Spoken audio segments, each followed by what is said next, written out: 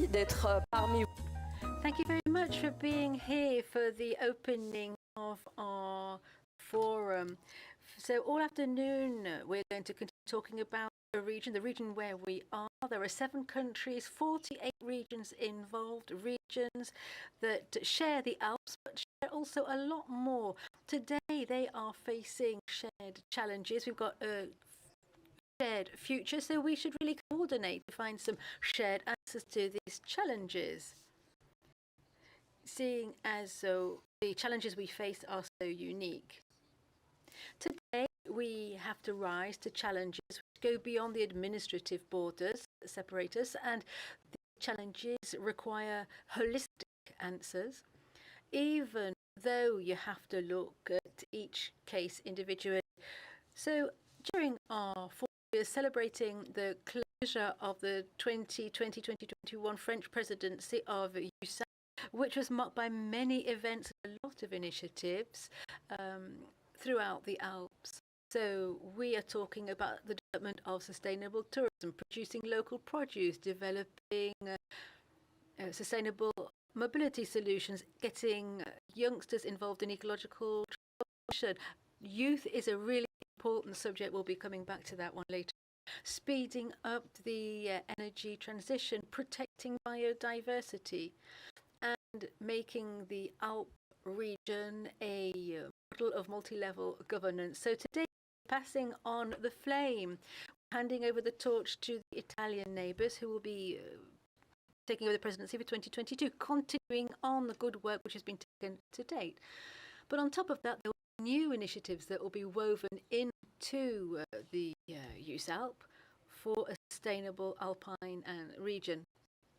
The priority of the Italian presidency will be described by several guests this afternoon, but let me just give you a quick list. Developing a research ecosystem is efficient, increasing the economic potential of business sectors, and focusing on education and training, preparing youngsters for the job market, promoting intermodality and interoperability in passenger and goods transport, connection between individuals, promoting access to public services, assessing natural resources, including water and natural resources, developing ecological connectivity throughout the EUSALP region, and coping with climate change, including warding off major natural hazards, and enhancing energy efficacy, and setting up a macro-regional governance model that is solid throughout the region to enhance cooperation and coordination. So there we go, the major outline of what's going to happen in 2022, and we'll go through it this afternoon. Without further ado, we're going to hear some welcoming words because today we are here in Nice. So I'm going to invite Magali Altunian to take the floor. She's Deputy Mayor of Nice. She's a Metropolitan Councillor responsible for finance, and she's also a regional councillor. So here she is, Magali.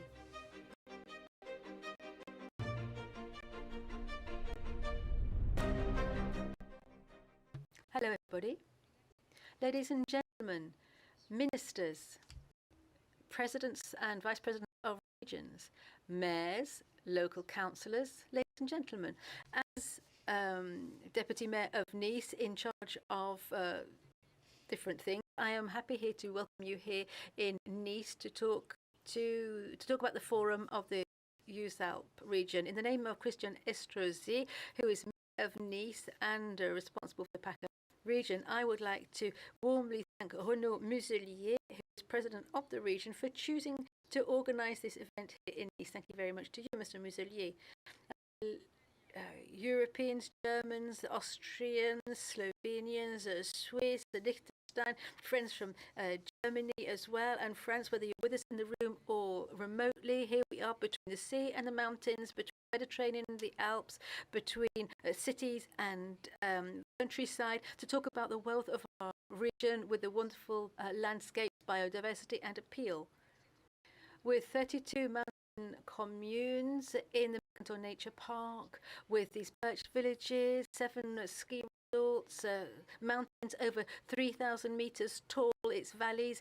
Nice Côte d'Azur metropolis has wonderful nature and culture at its disposal. We have lots of rich traditions as well. Nice is very European and has a European role to play. It's in between Nice and Monaco and the rest of the world, and has an international airport. So this forum is taking place at a key moment. It's the end of the French presidency at the top of EUSALP, and very soon the beginning of another French presidency, but this time it's at the head of the European Union. So this is an opportunity to remind how important it is to ensure that our economies recover. Thanks to many levers, we want to reinforce rural areas to make them more resilient and attractive, with a proper list of things to fulfill. So there's an opportunity also to witness what brings us together, all of these people who live in the mountains, including the youngest among us, because 2022 is going to be the year of youth. All of this chimes in with the 3 axes of the future French presidency of the European Union: recovery, power, belonging. Since launched in 2016, EUSALP has been very dynamic and efficient, coordinating 7 countries, 48 regions in partnership with the European Commission, but also with councils of all sizes and so many different protagonists: universities, research centres, businesses, associations, citizens, who are all committed to the sustainable development of the Alpine region, confronted to so many challenges such as global warming. This example of governance makes it possible to compare different activities and points of view in 9 areas: economic development, thinking of sustainable tourism and agriculture, but also employment, education and training, research, innovation, which is not exclusive to urban zones, mobility, accessibility, natural resources, energy, ecological continuity, not forgetting hazard management, which is so very important here in terms of resilience. We all are aware of Storm Alex in 2021 and the damage it caused, and we've all started to reconstruct the valley since then. So Alpine solidarity has really saved the day. And at the General Assembly this morning at EUSALP, the solidarity came to the and thank you very much for that. And the European Union has given 59.3 million euros from the Solidarity Fund for the damaged valleys. So we're all on board to use European credit. So Nice is committed in various cooperation projects across borders around the Alps, in Interreg projects, by coordinating, for example, the Provence-Alpes-Côte program. As this new program for 21-27 kicks off with support from the region, we intend to continue to work towards EUSALP objectives in the territories. Altogether, let us all make the solemn vow that EUSALP will continue to be a European model that will guarantee the better coordination of policies and investments within this European Green Pact and the Recovery Plan, but also cohesion strategies. So let's talk more, let's communicate more about our success stories, our modernity through social networks are so popular among the youngsters. And I would like to commend Joël Giraud, who is here with us today, who is representing cohesion between territories and in important of rural affairs, and I'm a fan of that, of course, and making us all aware of the need for territorial solidarity and the wonderful initiatives taken in rural areas. Before we look at the future, let's take a little look in the rearview mirror to see what happened during the French presidency in 2020 rather.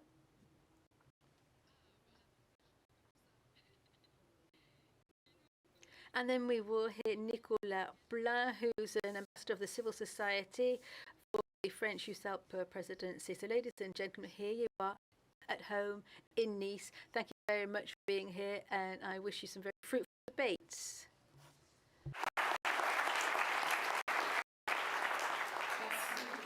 Merci beaucoup. Thank you very much, Magali Altunion. Yes, as you said, we are immediately going to have a look back at some pictures at the French Presidency 2021. Liebe Freundinnen und Freunde aus der Alpenregion, liebe Teilnehmerinnen und Teilnehmer des Forums. La grande région européenne s'étend sur 7 pays et 48 régions avec plus de 80 millions d'habitants. En 2020 et 2021, la présidence de la SUERA a été confiée à la France et 3 régions, Auvergne-Rhône-Alpes, Bourgogne-Franche-Comté et Provence-Alpes-Côte d'Azur. Vous, Christiane, vous êtes la déléguée générale de la présidence française de la SUERA, qui est la stratégie de l'Union européenne pour la région alpine. Qu'est-ce que vous avez vu pendant cette crise? Qu'est-ce qu'elle a révélé et comment vous avez agi à la SUERA? Cette crise, elle a révélé une chose majeure, c'est que la crise sanitaire et la crise écologique et climatique sont étroitement liées. En cela qu'elles ne connaissent pas de frontières. La notion d'arc alpin prend tout son sens. La clé de voûte de la région est la coopération entre l'ensemble de ses voisins. Ici, à Briançon, on se rend vraiment compte de cette coopération transfrontalière. Parce que finalement, la plus grande ville à côté de Briançon, c'est Turin et non pas Grenoble. Exactement. Alors nous, on est un peu catalyseur. On fait en sorte que les projets soient montés à plusieurs pays, donc transfrontaliers, pour faire une région alpine plus verte, plus durable et plus résiliente. Si la SUERA incube des projets à l'échelle alpine, les 3 régions de la présidence française ont participé pleinement à renforcer cette dynamique. Dans l'ADN du montagnard, il y a cette capacité d'adaptation. Et je crois que ce qui nous attend sur les peut-être même les siècles qui viennent, c'est finalement, comme d'habitude, le montagnard va prendre le train en route et faire avec la situation qui s'impose à lui. Alors avec des éléments nouveaux, évidemment, les questions des énergies, la question du numérique, de la digitalisation, tout ça, ça fait partie de notre monde d'aujourd'hui. L'exemple que j'ai eu il y a une dizaine de jours, c'est le groupe électrogène-hydrogène pour les salles de traite en montagne. C'est, je crois, une des nouvelles adaptations de ce que le montagnard va être capable de faire et de composer avec son milieu. Les régions se sont engagées pour mener des projets concrets sur le terrain. La région Provence-Alpes-Côte d'Azur nous partage les siens. C'est là où la SUERA est solidaire, c'est avec la tempête Alex. Nos 3 vallées dévastées, avec la vallée de nos amis italiens, qui ont permis d'apporter plus de 60 millions d'euros d'aide à la reconstruction immédiate et traiter ces moyens terrestres entre les Italiens et nous pour aider nos concitoyens. On est tous confrontés à ce réchauffement climatique. Et je crois que pendant ces 2 ans, sous cette présidence française, nous avons apporté un certain nombre de réponses. Au sein de ces groupes de travail, la région Sud s'est engagée pour la décarbonation des moyens de transport, une décarbonation des forêts dans la région alpine. En accompagnant des projets portés par les jeunes, la région Bourgogne-Franche-Comté a facilité la création d'un conseil de la jeunesse au sein de la SUERA. Il y a une pratique avec le concours Picture Project qui depuis des années montre la capacité d'innovation des jeunes. Il faut que nous continuions, c'est eux qui nous montrent le chemin de l'avenir. Grâce à la trentaine d'événements internationaux organisés avec l'ensemble des acteurs du territoire, la présidence française accélère la transition écologique de la région alpine et crée une nouvelle dynamique pour les années à venir. Ce qui va vraiment faire date dans cette présidence française aussi, c'est l'installation de cette structure d'appui à la présidence et aux futures présidences de la SUERA. Alors cette structure d'appui, elle va être garante de la continuité, c'est-à-dire qu'entre chaque présidence, elle fera le lien et sera chargée ainsi de s'assurer qu'on va bien de l'avant et qu'on progresse. Elle sera également garante de la mise en œuvre des projets avec leur accès au financement européen. Ce qui nous rassemble finalement, c'est cette question de la montagne, de la région alpine. Ce sont en effet nos montagnes qui nous réunissent et qui nous permettent de penser ensemble et de travailler ensemble à notre avenir et à l'avenir de cette région alpine. C'est ce qui vous donne de l'énergie pour... Absolument. Absolument. Être nommé dans les Hautes-Alpes, c'est forcément tomber en amour de la montagne. C'est splendide. Magnifique. C'est splendide. On a proposé un secrétariat permanent et j'espère qu'ensemble, les Européens, nous pourrons faire les meilleurs choix. Maintenant, il est temps de passer le témoin à nos amis italiens. Je suis très confiant pour la suite. En leur souhaitant de ne pas avoir les mêmes ennuis que ce que nous venons de vivre, en sorte qu'ils poussent toujours la valorisation de ces Alpes que nous aimons tant. La SUERA, vive nos Alpes, vive l'Europe. À presto.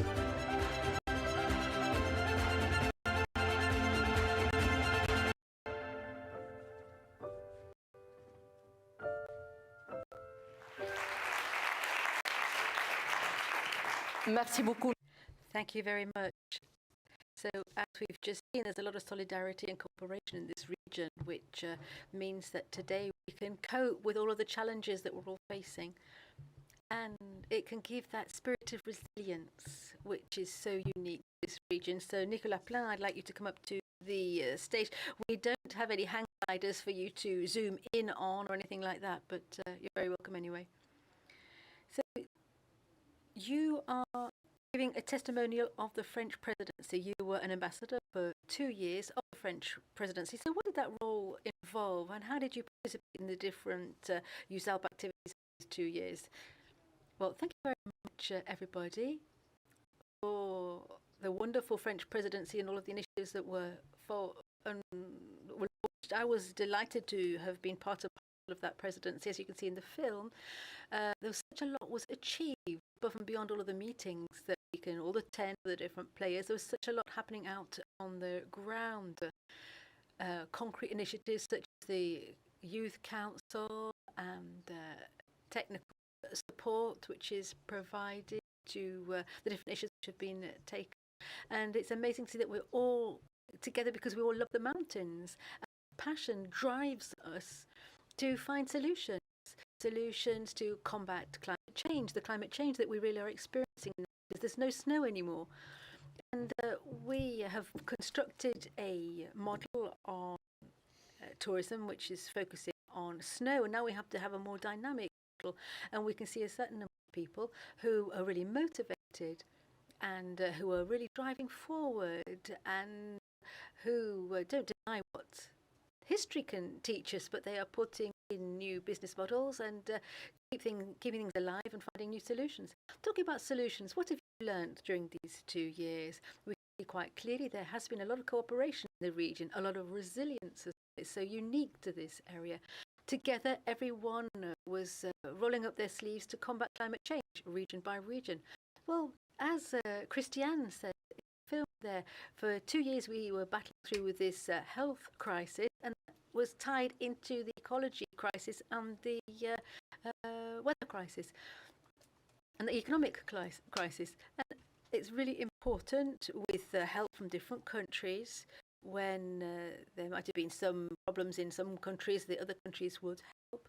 And as the president of the PACA region has said about Storm Alex, yes, there is the ecological storm, the ecological problem. It is not so rare nowadays. These phenomena are more frequent. So we get help from across the borders. In the Alps, we have the fortune, if I can use that word, but good fortune of being subject to climate hazards more and more frequently. But when you're in the Jura, Métabier, for example, they really are suffering from a lot of snow, and they have to reinvent a new business model so that they can still live in the mountains. So you need your economy and your transition. So what role can civil society play in all of this? In this new image, this new vision, new model that you're talking about? Well, civil society is really important when you look at all of these issues. When you see across Europe, as a member of civil society, when you look at what the European Union does, you can identify instances where Europe seems to be rather distant from our everyday concerns. But having witnessed these past 2 years, when I see all of the processes that are rolled out, no, everything comes directly from these people who live in the valleys, the breeders who raise cattle, the mayors in tiny villages, people who start their startup businesses. And then there's COP21, and the success of COP21 was bringing around the table not only governments, but all of the players who are involved in civil society, businesses, civil society, NGOs, etc. And that's the interesting thing. And at EUSALP, we can bring everyone from the same region around the table to speed up our transitions so that we can continue enjoying living on our wonderful mountains. Well, thank you very much.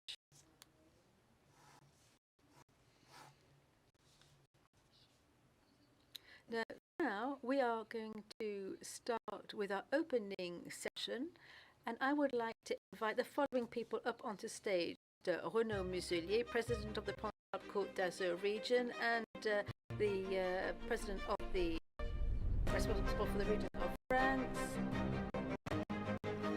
Mr. Fabrice Cook, who is a regional councillor of the region of the Auvergne-Rhône-Alpes regions, Patrick Molinos, vice president of the Bourgogne-Franche-Comté region, Slavomir Tokarski, director of DG Regio at the European Commission, and Miro Bizesti, vice president of the autonomous province. And we also have a representative from Lombardy with us, and other people as well. We're going to have some people with us remotely. Arno Pacha is going to be with us, president of the autonomous province of Bolzano-Bozen, and there we go, quite a panel of people with us. Thank you very much for bringing us all up on stage. Thank you for those introductory words. Welcome everybody if you're here in Nice, and welcome also to those of you who are remote, watching us remotely in one of the 7 countries or 48 regions that are part of EUSALP. So about 80 million people who live in this Alp region, and here we are starting our annual forum. We're slightly behind schedule, apologies, but the General Assembly was held this morning and there was a lot to get through. So today we will be moving on to our forum. I would like to commend my colleagues, presidents of different regions, with whom I have organised this meeting, with Marie-Guy Dufy, who is who's recommended by Mr. Molinos here from the Bourgogne-Franche-Comté region, Mr. Vauquier from the Auvergne-Rhône-Alpes, who is representing Fabrice Pancook.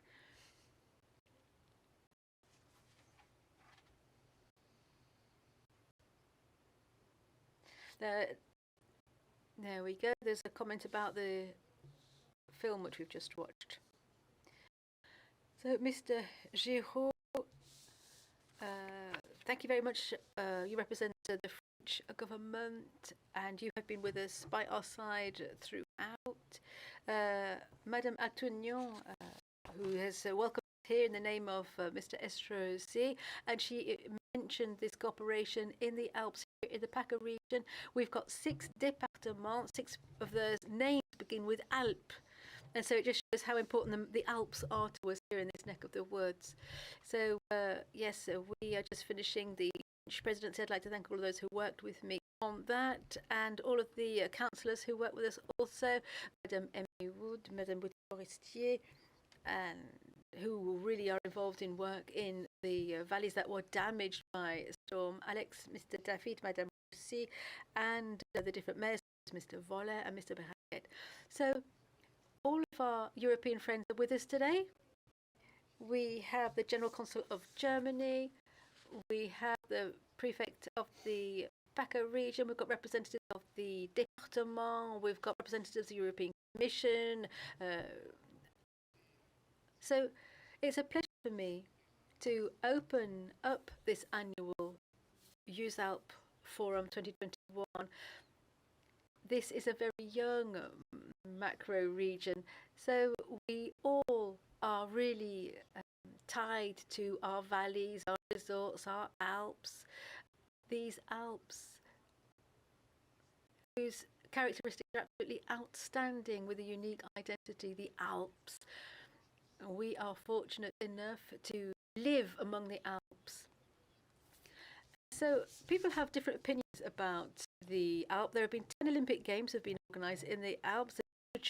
From Heidi to all the stories, Romy Schneider, Sissi Empress, and it's been a theme in spy movies. It's been the backdrop for all kinds of films. We have lots of regional dishes which are the envy of the world.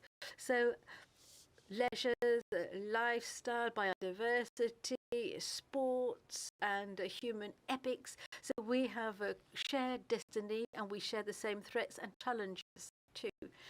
And so on a European scale, it's quite logical to think of it as a macro region, and also to pool our experience and our expertise at the service of our region to face with the different challenges facing our identity, it's these specificities. We all are very fond of those specificities. We have to protect these areas, our lifestyle, and we have to foster economic stability in these areas. And we also have to look after our youngsters. These are challenges that are very difficult from what we've just been through over the past couple of years.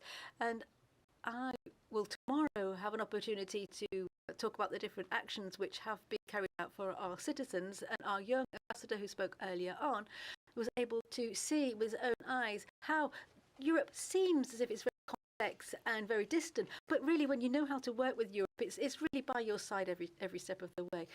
In Nice, we've got snow-capped mountains, we've got valleys, of course. We can talk about the storms, Storm Alex, for example, in the south region, in the Piedmont, Ligurie, Aoste. We're all working together to construct the valleys in light of the health crisis also. So, 60 million euros, is that enough? The 60 million euros are there, and I think it's really important. In Europe, it was decided very, very quickly. The government, the French government, the Italian government helped us as well, and each region put their hand in their pocket. And I think we've been very efficient, and EUSALP has been very effective immediately. And so that makes us think deeply. What kind of global management policy for managing hazards do we need? How can we keep our populations? Don't worry, I'm coughing, but I haven't got COVID. How do we keep businesses in our regions? What new methods can we adopt? Talking about strategy in a macro region in the Alps in this month of December, makes you think obviously about one subject, which we are all fans of tourism, skiing, winter sports, life, and let's think about those ski resorts that are recovering, we hope, after two very unusual, catastrophic seasons. So here we are at the season, as it's about to start. We have to think about populations, we have to think about resilience, and we have to think of getting back to Mr. Minister Joël. I know how fond you are of our Alps. I know all of the energy that you have deployed to protect the mountains in France and elsewhere. Everything can be replicated thanks to our experience. So here again, in our 7 countries, challenges are very high. Desertification, how can we have the 4 seasons, mobility, employment, keeping the youngsters in our valleys. If you've come to Nice, despite all of the health restrictions, I would like to commend all of the partners who have worked to ensure that we can have this shared view. We have got an answer for youngsters with our youth council. We've got an answer for those secondary strategic routes which were not involved in the RTET project of the European Union. We have set up also a project on alternative fuel in terms of electricity, gas and hydrogen. We have put in place a joint declaration on rail travel, shifting traffic from the road to the rail, which is currently being adopted. These are great steps forwards that we have taken. If EUSALP does not have the financial resources itself, the fact of getting organized for the ALPINE region gives us access to a number of funds, whether it's Alcotra with the project Biovival, the European Solidarity, the various European funds for planning of the territory. Thanks to Assura, we have the capacity by working with interregion and various countries and regions and be financed or co-financed by Europe. Last part, we have brought a contribution in terms of operations, the management of the forests, which is key to our Alpine region. So this is a recap of the significant work that have been conducted, and in order to open this forum and at the same time highlight the French presidency, it was done under the sign of adjustability and constant adaptation. We've all been impacted. We're all wearing masks. I encourage you to all get vaccinated. It won't stop you from maybe catching the disease, but at least going to ICU. we've had, the minister and I, we've had 2 doses of vaccine, and we haven't got very sick, so that's a good thing. Now we've put in place, and I will get back to it as a president of the region, based on the experience of the EUSALP, our region. We had put 100,000 euros for 50 million for the valleys and 100 million and 50 million for the mountains. We've decided to double this financial amount that will be voted this week, 100 million for the valleys and 100 million for the ski resorts.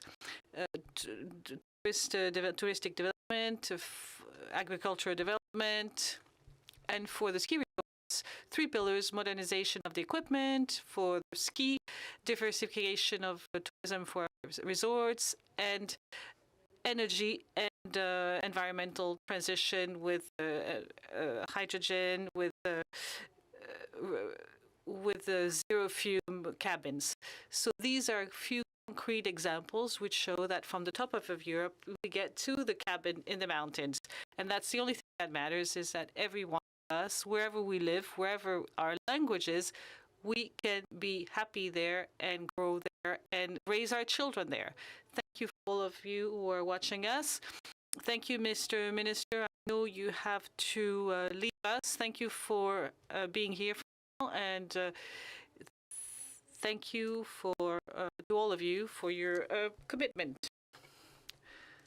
For our citizens, for the citizens who we live and we try to do our best. And in these times, very complicated and challenging times of COVID, I think we brought some answers, quick answers, not always perfect, but we learn and don't make the same mistakes, which allow us to look at the future in a bright way. Thank you very much, and have a good stay and a pleasant stay in Nice. Thank you, Mr. President. And I want to give the floor to Mr. Minister, Mr. Joël, in charge of rural affairs, Mr. Joël Giraud.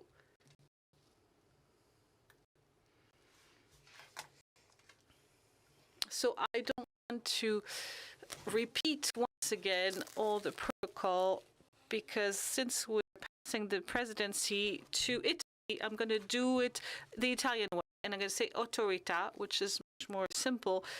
And that spares me from quoting everybody.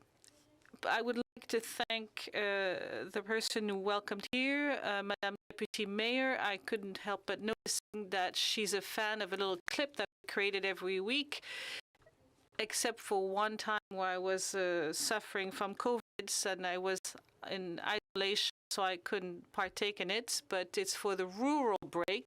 For those of you who haven't watched this yet, it is not me who's playing the part of the rooster. I have the part where I explain to the whole of France what is rural affairs.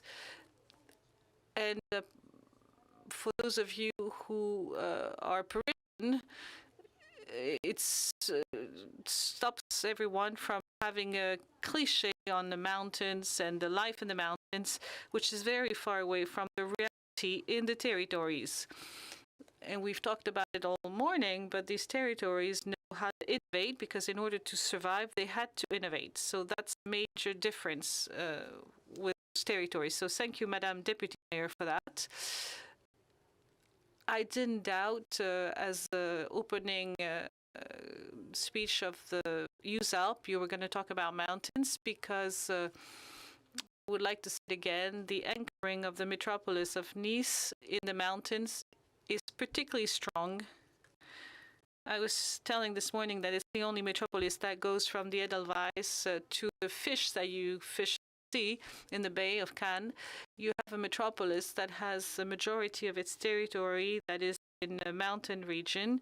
And I am very happy that after the bad start in December 2020 because of the pandemics, we can meet here again. And if the president of the region didn't lie, if he didn't give us the COVID early on, well, if it's the case, I'd rather be quarantined for 10 days in Nice than to be quarantined for 10 days in an office in Paris. To be more serious, I wanted to say that France has had 2 years of the presidency for the EUSALP, 2 years marked by the health crisis and 2 years that would been full of lessons and exchanges and work between those different territories that create the Alps. And this presidency has allowed us to share collectively, collegially, this région Bourgogne-Franche-Comté, région Rhône-Alpes, and of course the PACA region, dear Renaud, to bring about a momentum of sustainable development for the Alpine region. Some people talk about it, some people do it, and EUSALP was a chance to show that sometimes people were disagreeing on the subject, or sometimes these disagreements could disappear, and that we could all speak in one voice for more resilient Alps, for Alps where life would be better. It's already good, but it would be even better because you can always improve things in the region. The Alpine region is made of mountain territories that are extremely diverse, from the high tops, the iconic ski resorts, the industrial valleys that I never forget, medium-sized cities, services that are often more important than in traditional rural life, beautiful lakes, and metropolis as well, among which some of the most powerful ones in Europe. And the Alpine region, very united, despite its borders, its linguistic borders, its geographical borders. So following the Italian presidency in 2020 extended because of the health crisis, France has committed to represent the whole diversity of the Alps and to support a common vision to make sure that today and tomorrow, we bring some collective answers to 80 million people who live in this space, in this Alpine space. Training, employment, economy, know-how, mobility, accessibility to services, mobility, preserving natural resources, climate change, and energy challenges. The mandate of the French presidency is ending with a feeling to have taken part in the major stakes of the Alpine region.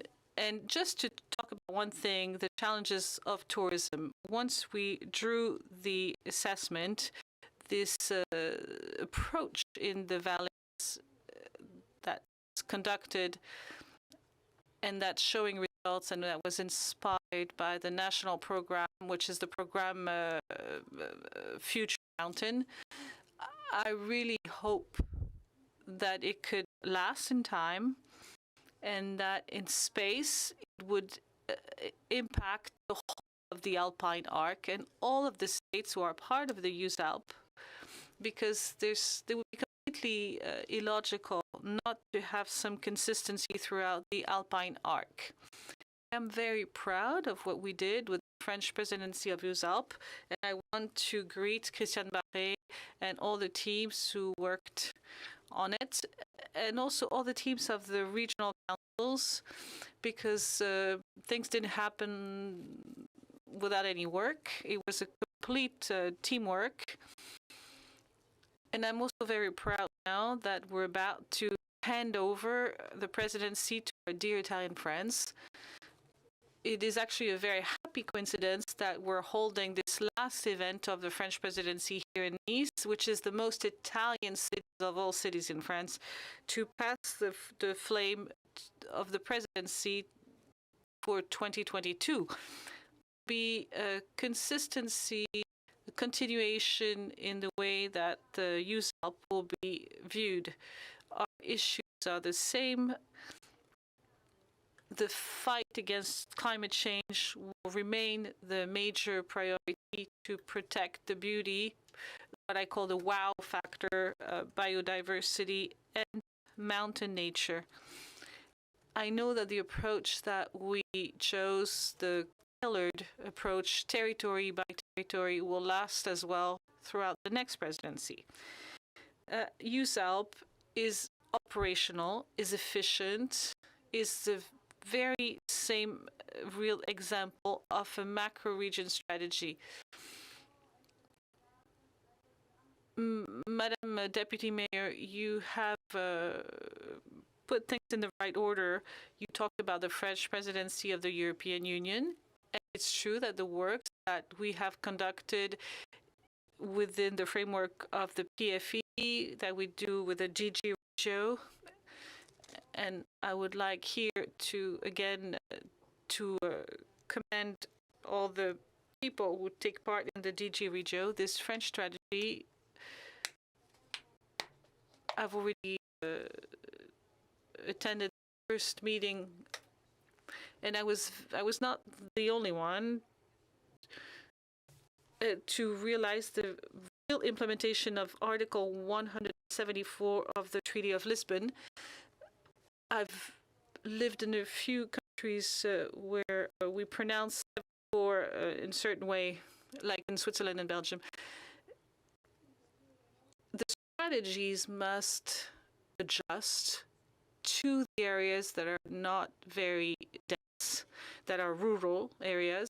They must adjust to mountain areas and to islands. And a landlocked area in the mountain is about the same than an island. Sometimes it's even more difficult to have access to it. So yes, this approach, territory by territory, is exactly what this Article 174 of the Lisbon Treaty mentions. There was a meeting of the Parliament in Brussels last week, and we were with the DG Regio and Commissioner Ferreira the week before. That allows us to have this approach, territory by territory, but that can converge in a common approach that is recognized by the European Union as public policies. And the 8th report on the cohesion of territories that is being finalized as we speak, this 8th report will be the occasion for France as presidents of holding the presidency can bring their contribution. With the new Italian presidency, and I would like to greet the minister delegate of the region, of the autonomous region of Trentino, province of Trentino, and also the president of South Tyrol, who spoke to us in video conference early on. We are really at the crossroads of what Europe could do, the best that Europe could do. It's maybe a coincidence that region with different statutes that came from historical situations could represent a new opportunity for Europe. And actually, if you follow the news and if you follow the Quirinal Treaty, you can know that all our fates are crossed, are intertwined, and our common ambition will be represented by the Italian presidency. I am a child of the Alps. I am a child of Europe, not only the European Union, but Europe. Some that are further east, actually. I know what it means to have a European passport.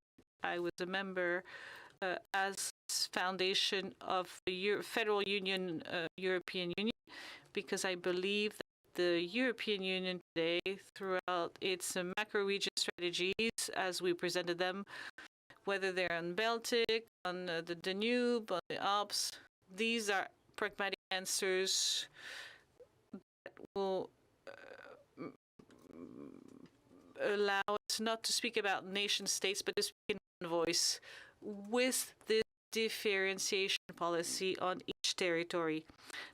And that will be a space of innovation and progress, and that will improve even more under the presidency of our Italian friends. Thank you all. And I apologize, and have to run, but I will be back later on today and tomorrow.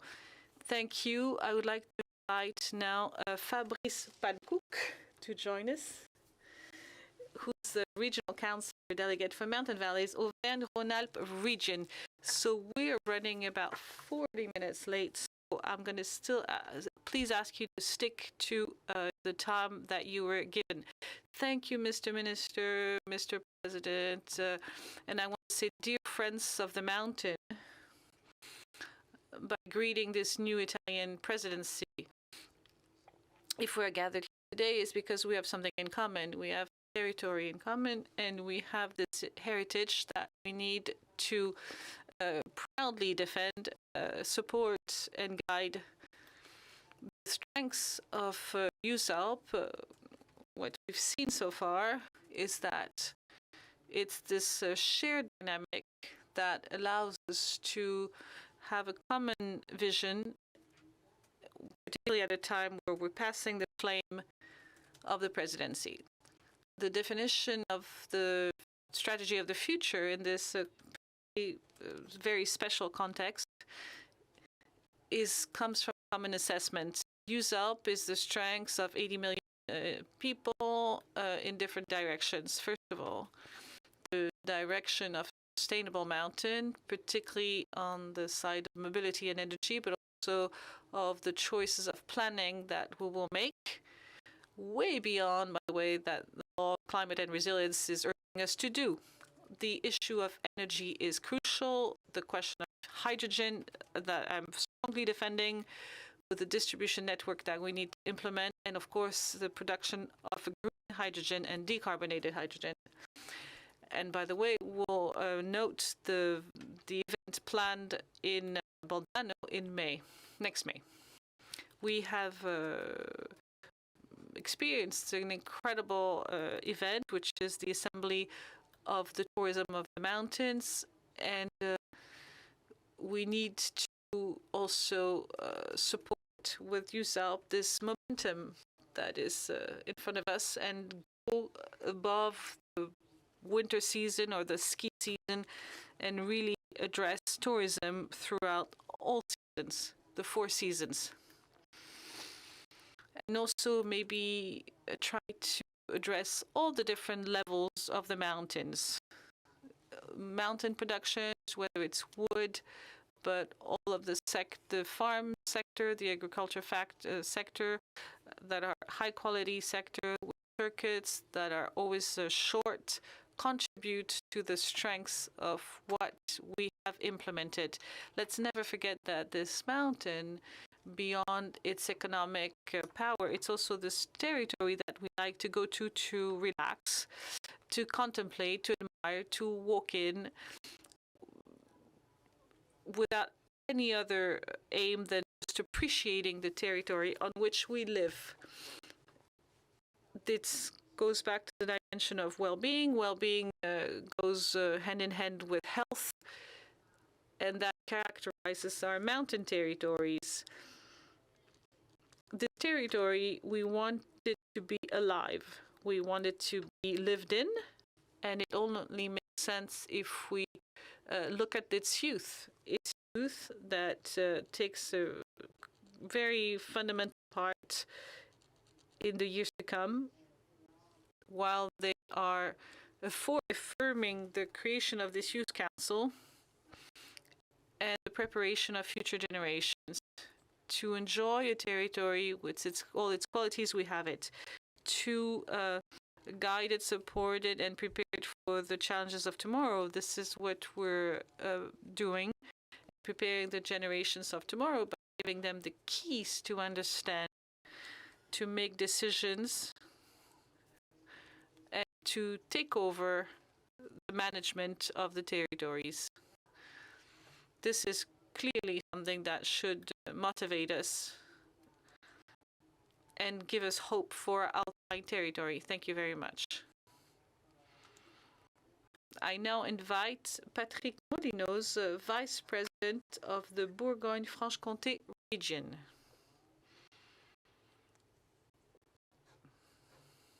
Mr. Minister, he left, so I'm not going to quote anyone because everybody has been named before. We tend to speak too much at the beginning of the session, and then we don't have any time left for those who speak after you. So we're talking about achievements, so I will try to be brief. And what actually motivated the little cousin of Bourgogne-Franche-Comté, as we auto-claim ourselves this morning, which particularly motivated us around this Alpine challenge, is youth. Why the young people? Because they are our future, and we need to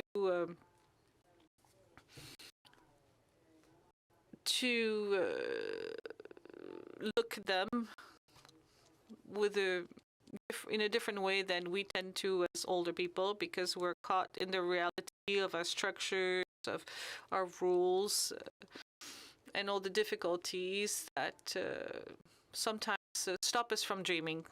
Youngsters have this capacity and this happiness to be capable of dreaming on an area that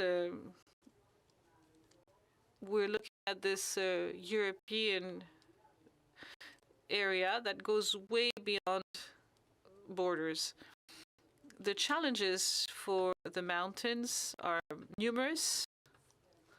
For us, as we take stock of the French presidency, we have one major satisfaction. It's the one that took shape this morning during the General Assembly. It's this formal implementation of the Youth Council of EUSALP. I'm very happy to see all these young people who mobilize themselves. Some of them are here with us. Some of them are following us online. So those of you who work throughout in different Alpine networks, who are just interested by our works, your commitment is remarkable, and please don't stop tomorrow. Keep on the commitment. I know you've prepared for a while for this event, and I know that you have not spared your time, your efforts to organize throughout the forum the dialogues with elected bodies and with decision makers, with the European representative yesterday, representative of Tyrol, my colleague Liliane Lucchesi, two representatives of the European Commission, direct exchanges that showed the proximity, and maybe also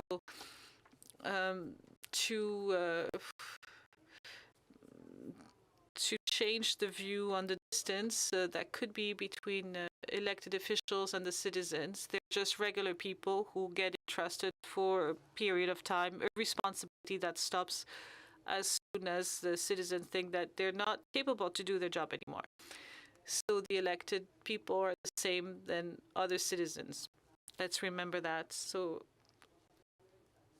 yesterday, this meeting was very meaningful, and I know it motivated you. The council, the Youth Council, works hand in hand with the action groups, mobilized on 4 themes: economy, transport, heritage, and culture. Specific projects. You made youth. You brought you focused on the habitats in the mountains to make sure that people keep living in the mountains and that it remains attractive. I want also to commend the project Youth for Alps. Sorry for my accent. A beautiful project developed to allow youngsters to talk to decision makers. It involved the French, German, and Austrian stakeholders, and it issued some recommendations on learning, remote learning, some dropping the age of driving license to 16, having special prices for train tickets, and various themes who could be drafted during this project. Some also were solidarity projects, volunteering, with the European group of solidarity. I strongly recommend you, dear Joël, you left, was saying this morning, and I repeat it on his behalf, 2022, we have the Italian presidency. 2023, we need to find the new president, whoever is going to take over. And we need to know it very soon because the younger generations are waiting for it. So throughout these 2 years of French presidency, the region Bourgogne-Franche-Comté, with Madame Préfète, Madame Barré,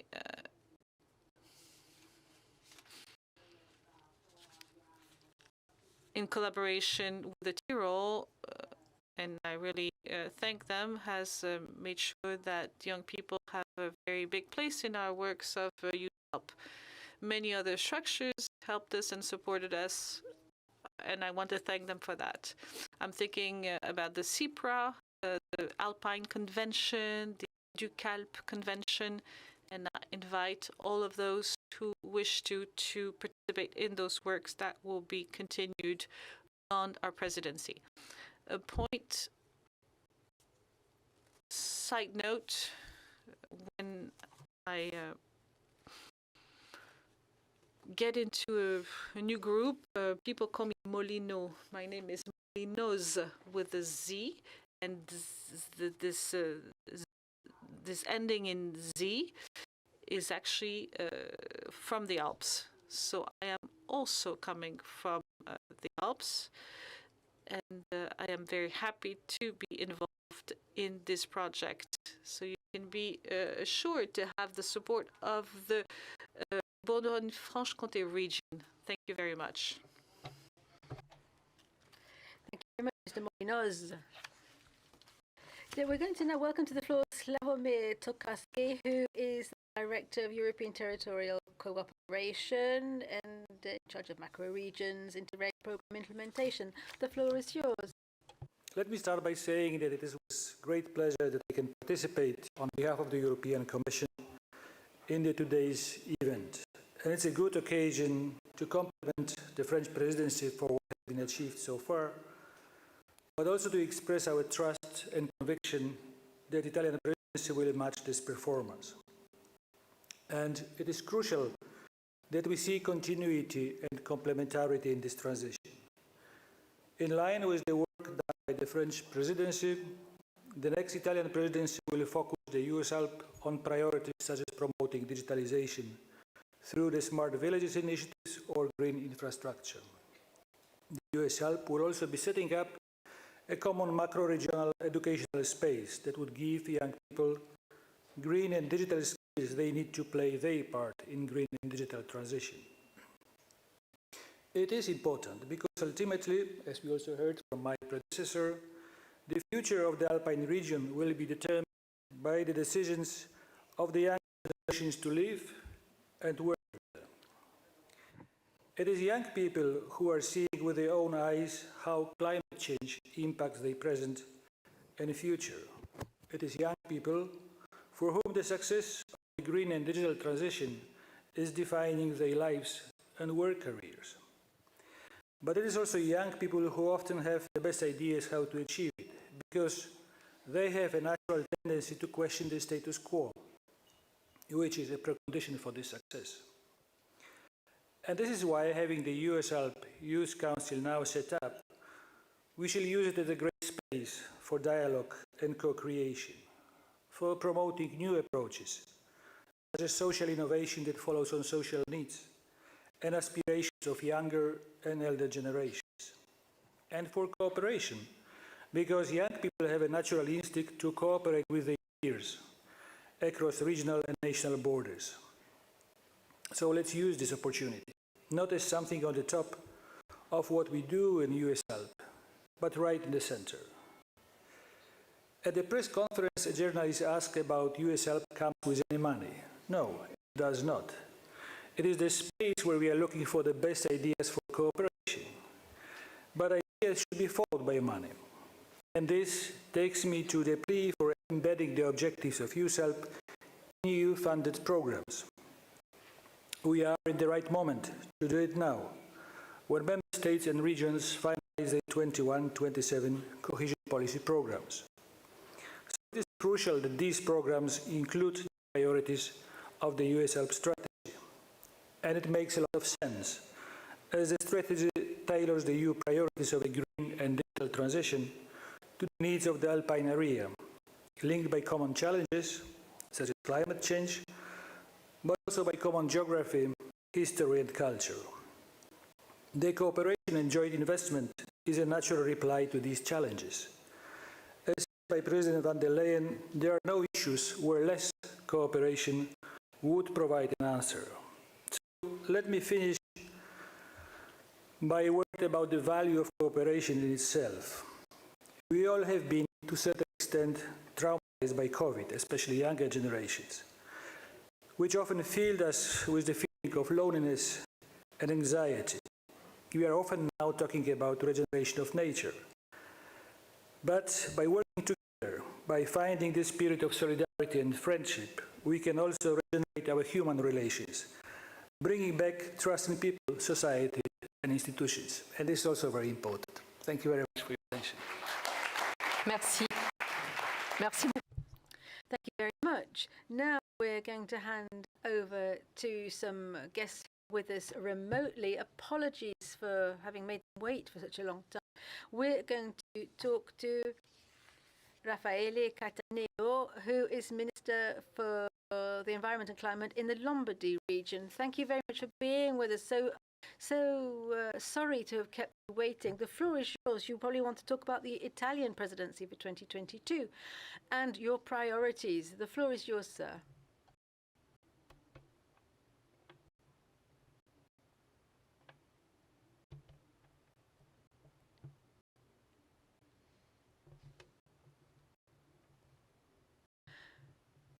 The interpreter sadly cannot hear the speech that's being given.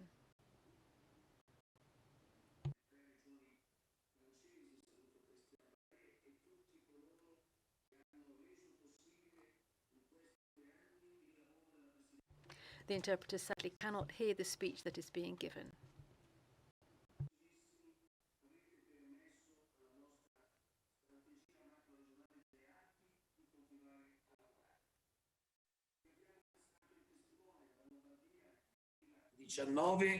Dopo 2 anni la presidenza torna in.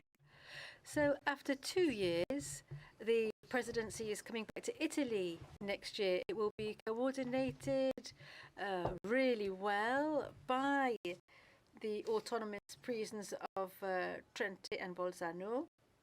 After myself, we have the autonomous province of Trento, which will take the floor. So I really would like to underline 2 points. We are currently at our forum talking about economic power in Europe. Today, at the head office of the Lombardy region, I can see the whole chain of the Alps. I get the feeling that I can open my window and reach out and touch them. So we are in the Alps. There's a fertile plain at the foot of our mountains. And that explains the wealth of our region. So to continue our dialogue, which gives economic strength to our region. We've got a substantial GDP produced by the 48 regions, including the Swiss areas in EUSALP. So we are a powerful economy in the Alps, so we can have ambitious goals. As we have written in the manifesto that was approved a year ago, together to shape a sustainable Alpine region, we have to be ambitious. Let me give you an example. We have to make our Alpine ALPINE region, the biggest, the first carbon neutral macro region in Europe. That is one of the goals that we have identified in line with climate change. And it's important to seize opportunities created by the ecological transformation, the Green Deal. So youngsters will have a crucial role to play, as we've already mentioned. In 2022, it will be the year of European youth.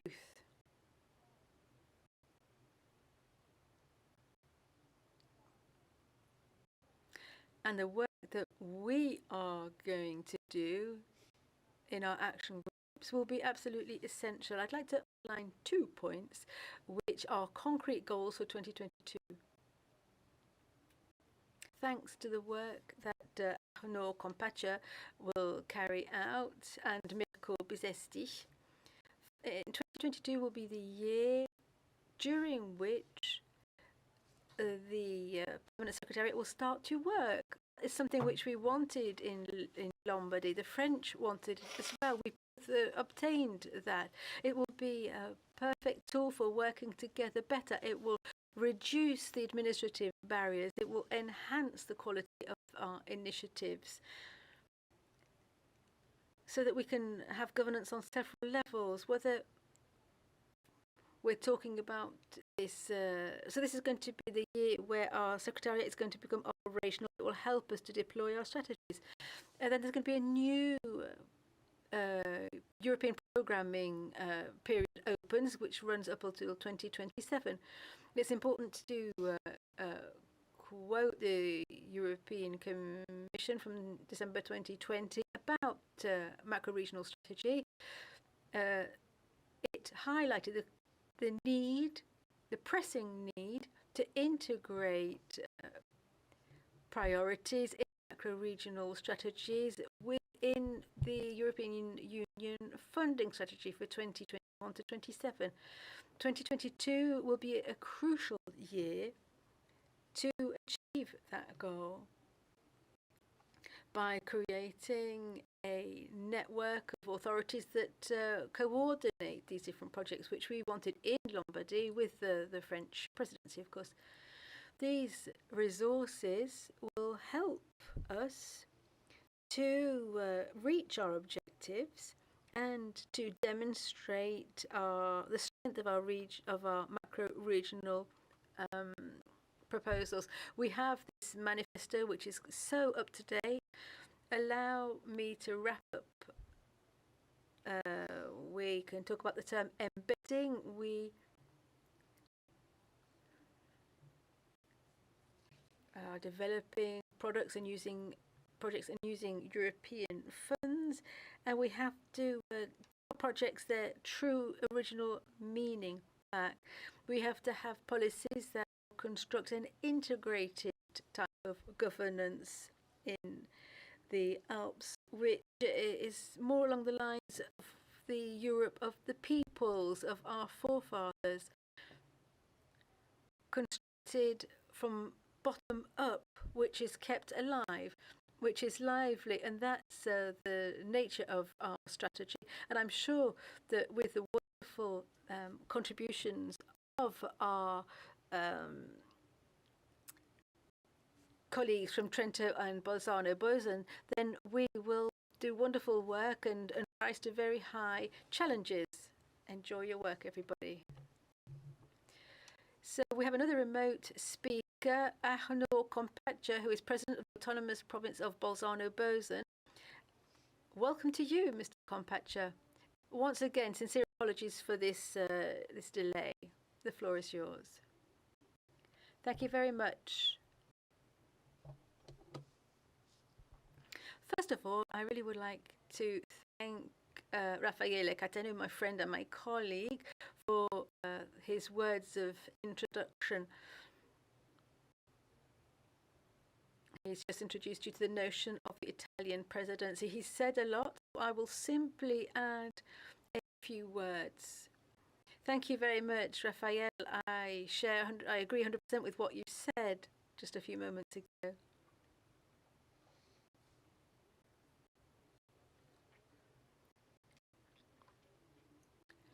So I am going to tell you a little bit about our regional. I've started my speech in. I'm going to switch to German, which is just another demonstration of our multifaceted aspect.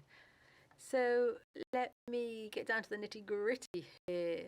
For the Italian presidency that we will be shouldering as the autonomous province of Bolzano-Bozen, our main priority is climate protection and different measures that must be taken to ward off climate change, and also to build up resilience. It will be necessary. We all know that the planet is heating up. That's what's happening right now. And it's not easy to stop that process.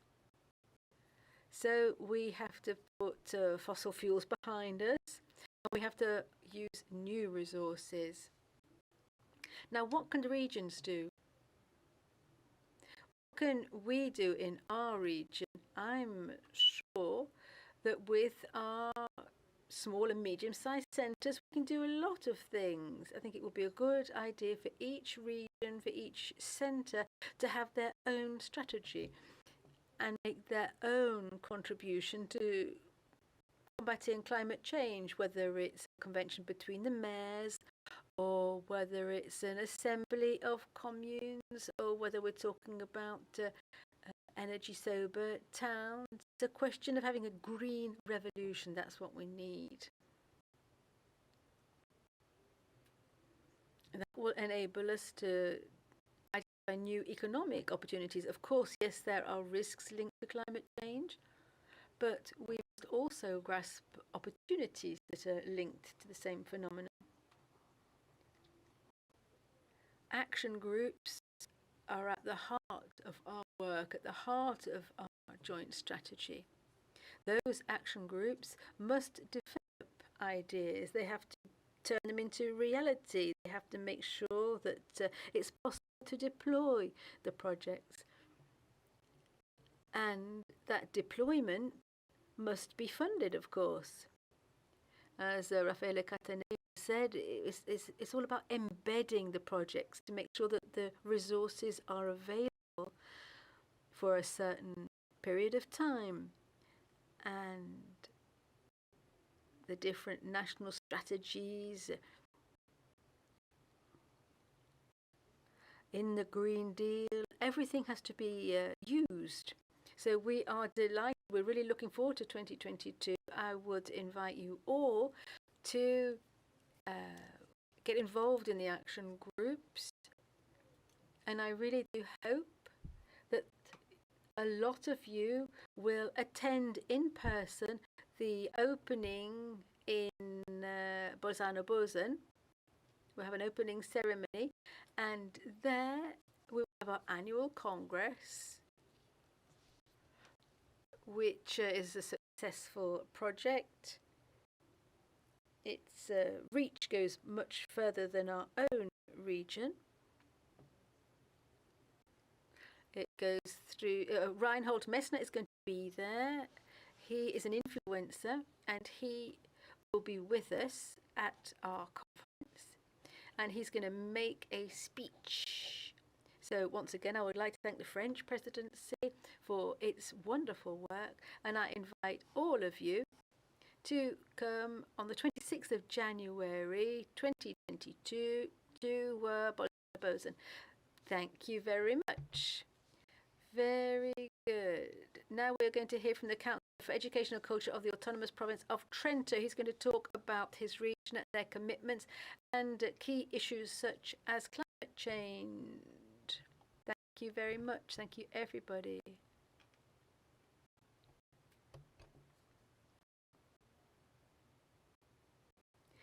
Okay, I'd like to start with a wish, one which was already expressed by the minister before he had to leave, and which Mr. Carpaccia also evoked.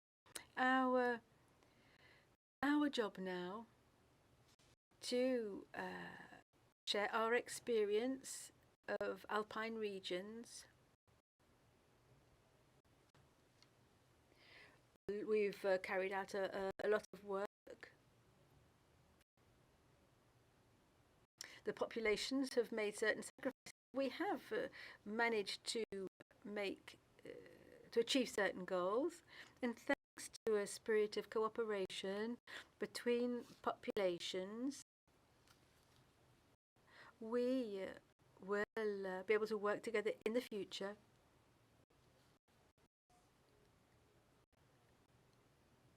So we have goals for our Italian presidency after the 2 years of the French presidency, which was, of course,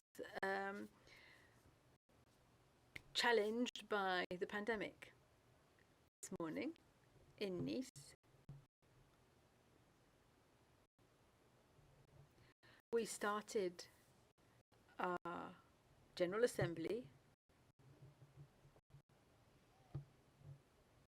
by saying that we wanted to open up our group to youngsters, and that decision is the right one. We really need to work in that way.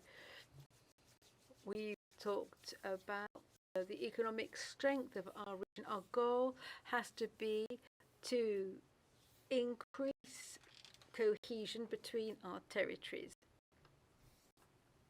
The fact of taking over from the French, well, we're going to carry that flame forward and work towards these macro-regional objectives. We want to help the youngsters. We heard from the youngsters this morning. They had some proposals to put forward. We talked about their proposals, and their proposals were very important and will lead towards other initiatives that can be rolled out pertaining to the environment. For example, there's another point which we are going to talk about, and that is training.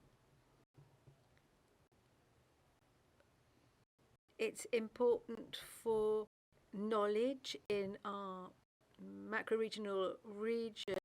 It's important that knowledge is spread out better, so we have to have continual exchanges to reinforce that spirit of solidarity that can unite the entire Alpine region. So that's what we're going to try to do during our presidency.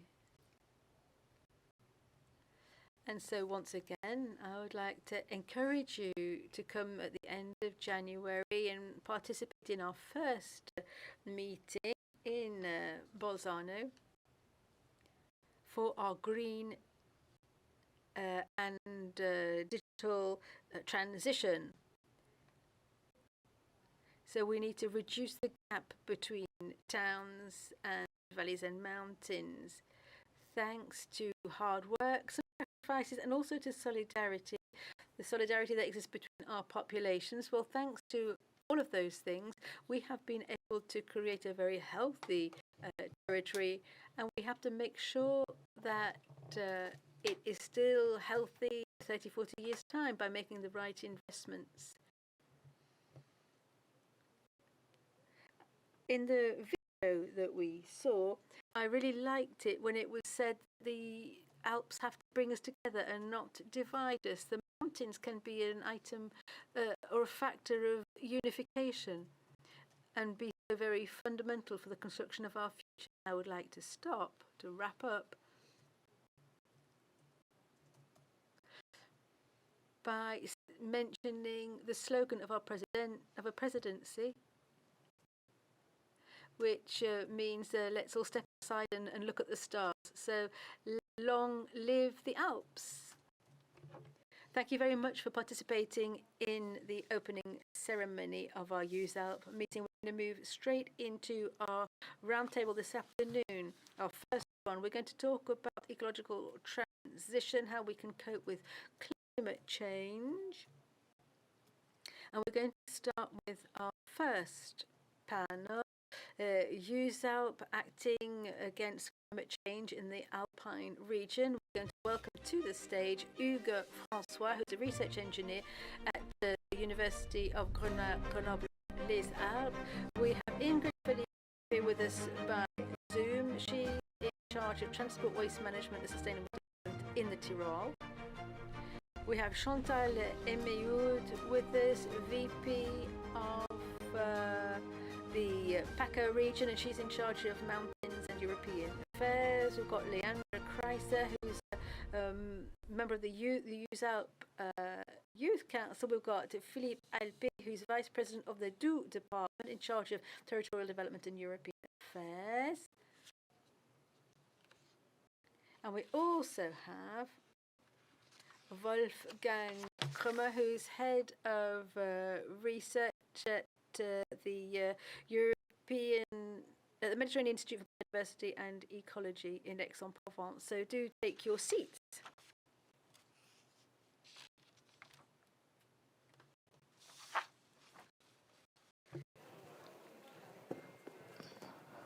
Je vais me garder celle-ci.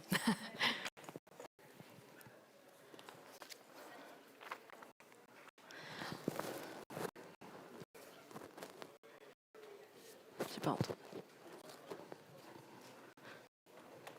Quand Kramer, il manque un fauteuil. Ouais, bah c'est ce que j'ai demandé, donc qu'est-ce que...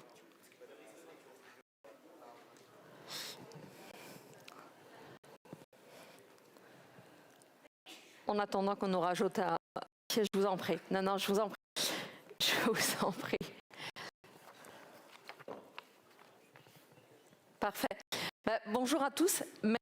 Hello, everyone.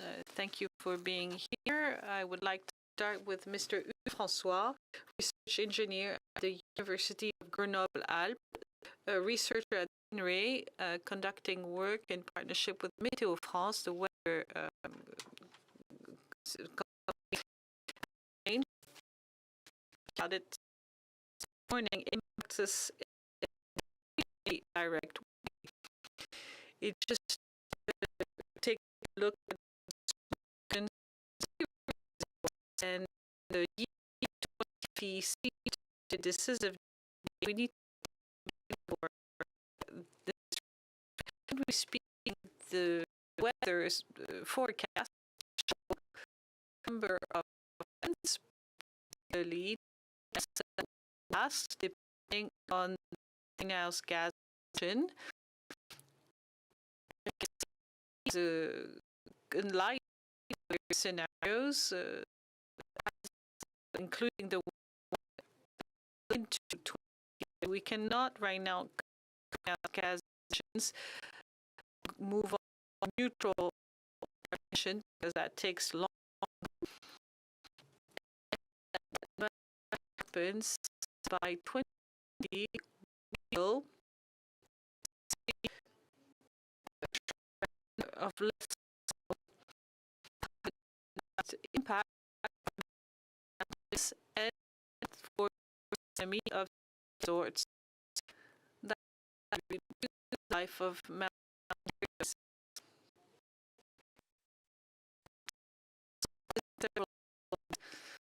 Quite significant. We talked about 50, but there's also 20. I think that it too late to act on it. 20 artificial not have the impact of climate change. We need to act now, don't we? Several questions being raised.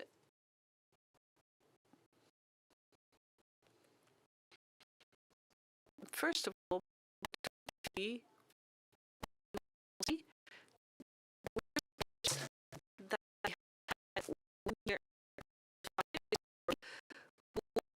be year out of the situation will be it also the green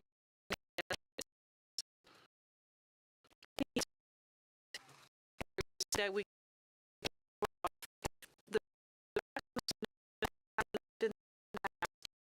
navigate in a certain way.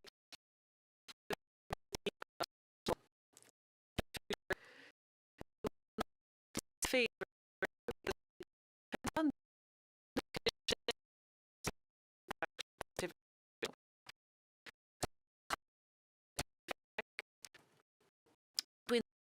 of the construction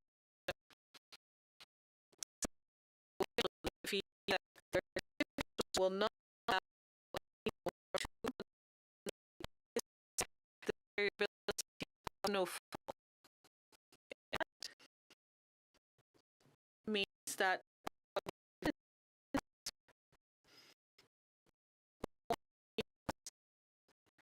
we to have ability to look at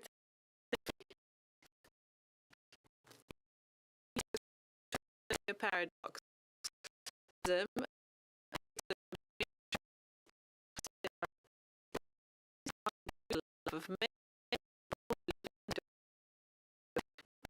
that is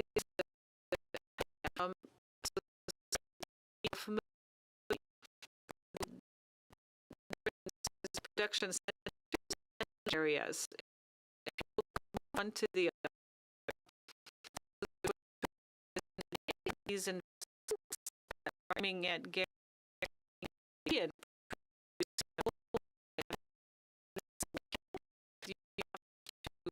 resource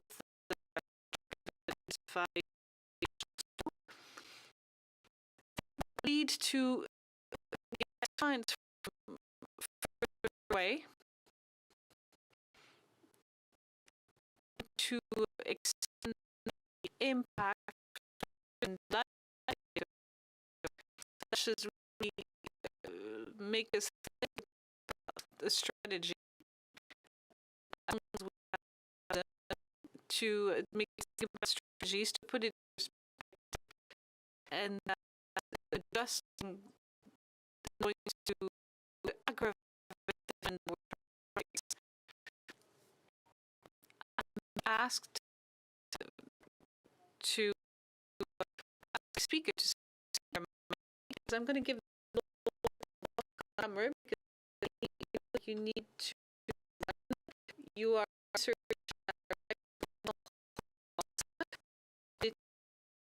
biodiversity and ecology. IPCC we've and we've emerged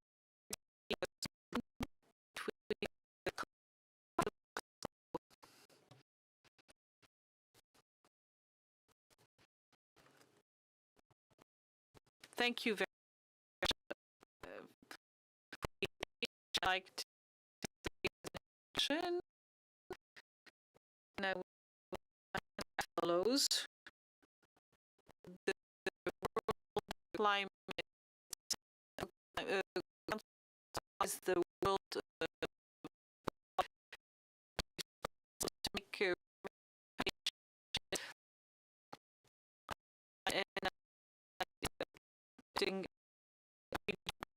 and the does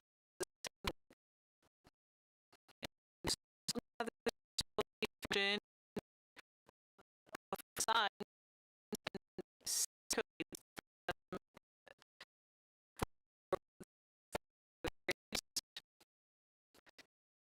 seems to be here to publish second part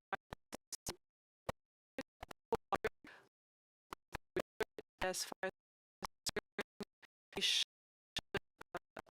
like that for agents today, they won't be new under the sun. Nothing that was not in the specific reports dedicated to the Alpine region. It is concerning because we've accepted too much that's concerning. This 1.5 degree that was cited in the Paris Agreement to that goal. The summit in Glasgow, which is disappointing. What does it mean in areas? Globally speaking, 5-degree will be met. And it will probably be 3, 4, 5 degrees. And the 21st, we need to be aware of it. There are some activities that exist in the framework of the EUSALP program, which are necessary. So the following programs, as we know them today, will not be enough so the system can be protected in alpine regions. We will need a deeper transformation in the energy sector. Global, you mean just the whole. Can you tell us specific risks for the alpine region? The risk to the alpine region was quite the first point is that the glaciers, as we know them, at the end of the first century, we have them again. Or maybe at 20%, maybe less. So years as we used to know them, we fate is sealed. They will be the second part that the snow map, and I have a more precise information that ski resort and mountains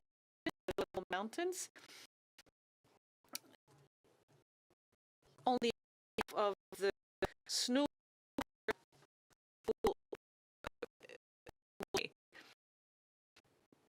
then it's stabilization. This is a phenomenon, and that is only going to get worse. So these are changes that are going to take in the environment. It seems pretty obvious. Get into that. And if we keep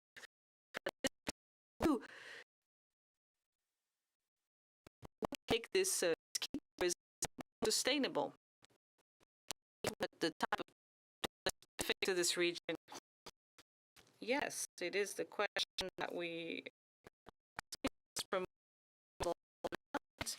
when I exhibit here. It made me when you program and we're doing nothing, you know, it's all very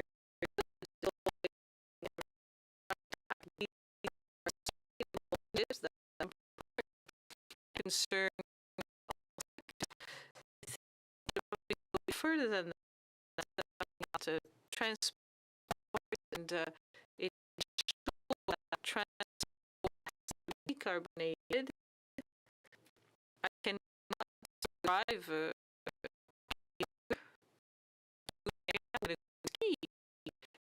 point anymore. I mentioned that I want to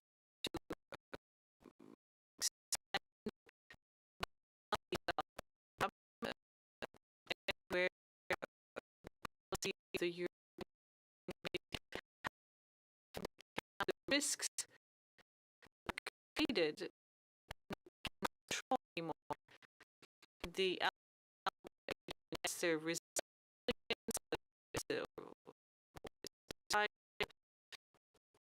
to be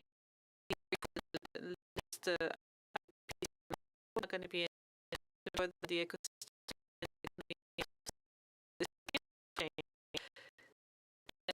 change is to be mitigated. So go to the terrible going to be met by management. Thank you for being. We question it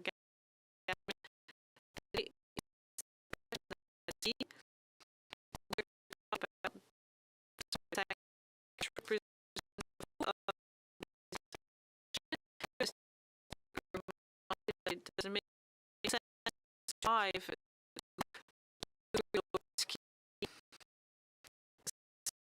we say with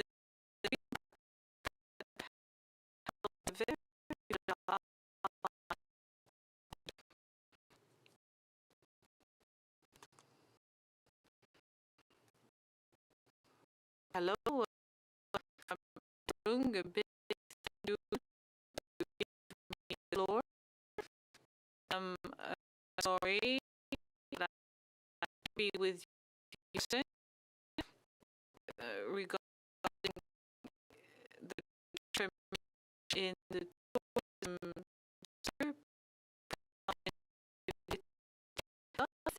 The changes speak as necessary for regions.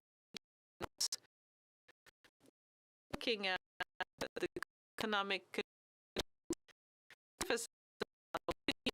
near we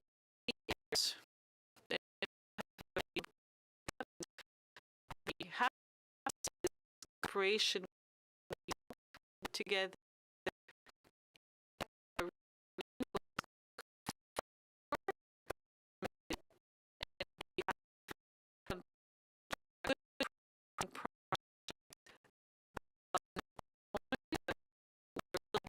it's a bit within the and it's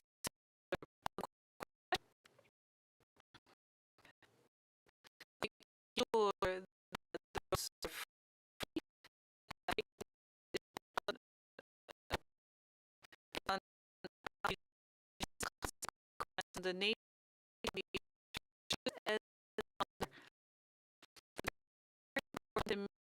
the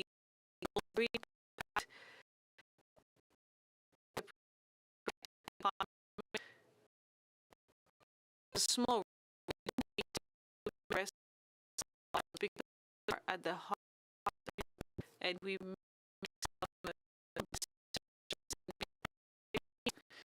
say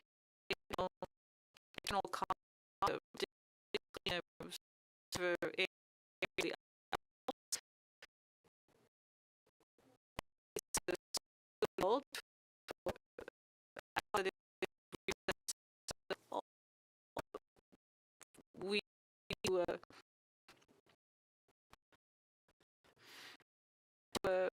allocate all the cities that we going to use the road, and there is competition. They'll cost the same, and we'll commit to make sure that the EUSALP countries are united in front of the European level with directive with the Euro. We take into account the cost. I'll give you the floor again to talk about some of the project, make it more concrete in this region. So if we still have Felipe with us.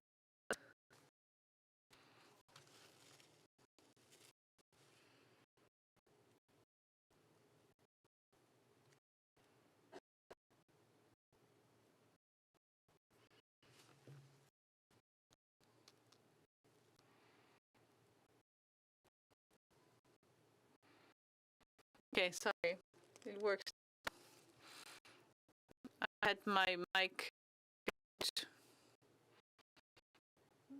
Yeah, for Task Force 4 in the previous years, we made there would be a lot of innovating projects, and now we have a evaluate and assessment system that was created by us. Give some labels to different projects. So if we look at the EUSALP strategy, we have projects that are model projects to improve transport in alpine regions. For us, in the action group, it's about making sure that this pillar of decarbonation and not to have fossil fuels anymore and not thermal engines anymore would win us an award for innovative projects that count on renewable sources of energy and everything that could trigger change behaviors with the citizens. It is not enough to just replace fossil fuels by renewables. We also have to change our behavior. We have to start again, as was said before. We travel somewhere, we take a business trip, we should not take a car. Or if we go on vacation, we should have a car sharing model and take the train. There's some very good examples in various communes in different countries, and there's some cross-border initiatives as well between regions. We managed to make sure that in the south of Tyrol, Trentino, we have a sticker for public transportation for all students. This sticker costs less than 400 euros and is valid for all of the region. So the students can go anywhere and use all forms of public transport. So this is a good example of what we can do within EUSALP, promoting alternative forms of transport. Thank you, Madame Philippe, for your intervention and for these examples. Now, I give the floor to Madame Chantal, the Vice President of the Provence-Alpes-Côte d'Azur in charge of the Mountain Plan and European Affairs.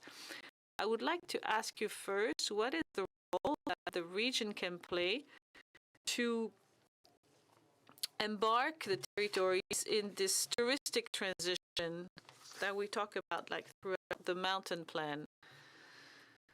I would like to talk more first about the fact that no matter what country we're talking about, our society is in complete transformation and challenging itself to succeed in this transition that is necessary, and the climatic transition that is the emergency.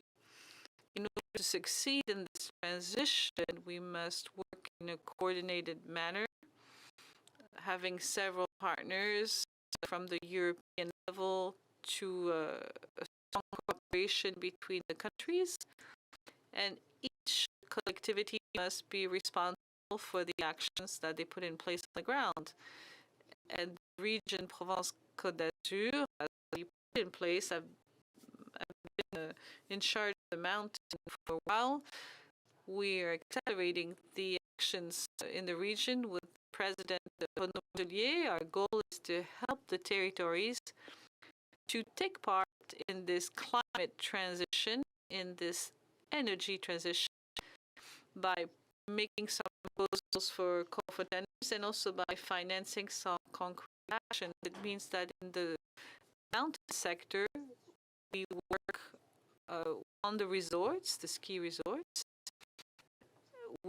for which we invest for 100 million euros for the duration of the mandate for the 50 ski resorts that are located in the 3 departments of the region, the Hautes-Alpes, Hauts-de-Alpes et Alpes-Maritimes. These 100 million euros will allow the resorts to keep securing the ski activity.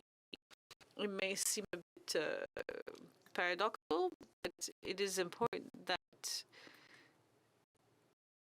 that we can secure the ski industry, because as we see during the 2 years of health crisis, tourists come to a resort before anything else to ski. Not only, but that's their prime goal. So the fact that we couldn't open resorts last year has weakened this economy. We need to keep investing to secure the ski, and it should be done in a certain way. And we've conducted a very fine survey by mountain and by resort in order to have very fine data on snow conditions, on the evolution of the climate conditions, to make sure that we don't address a need, that we address a need that is a scientific proven.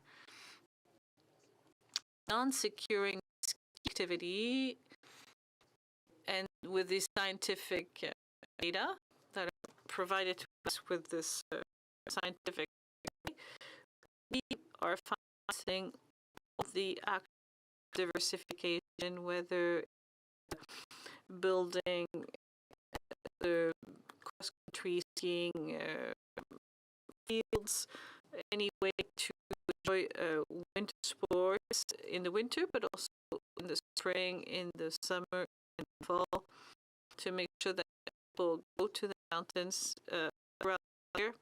Because what we want before all is to combine life and the situation of individual each family that lives in the mountains. We need to protect those livelihoods and help them while respecting nature, making the transition that is necessary. We also support territories with the subsidy fund, autonomous sport. We have made possible the French law. I on the ground, I'm well. I can see that the combination of proposals on the ground and the reality of the ground, and levels of connectivity, such as the region, which coordinate our actions and be really efficient to succeed in this energy transition, and with funds to stay from Europe. We speak about European funds. Can you tell us very quickly, your European affairs? What can you tell us about the European mechanism to help the mountain? There's all the ones that are known by the actors of the mountain, put in some action with several projects.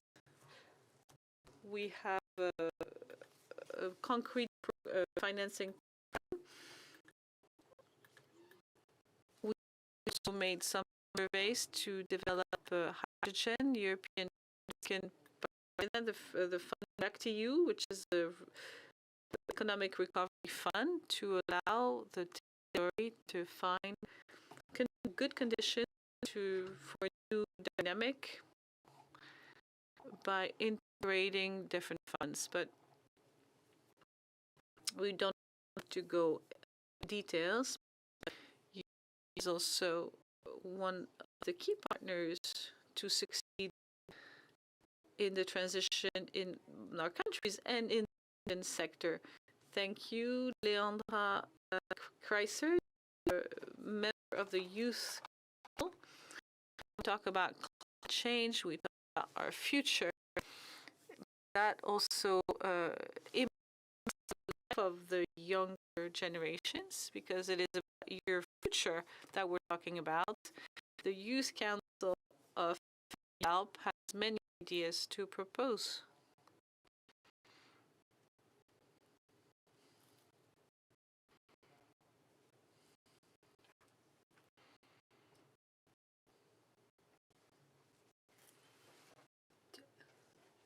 I am in the mobility group, and we did this way.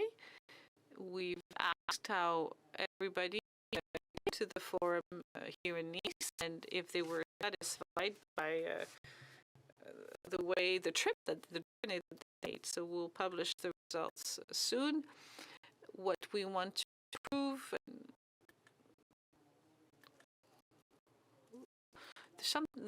the themes that you took on, the one that was selected in the framework of the pitch project.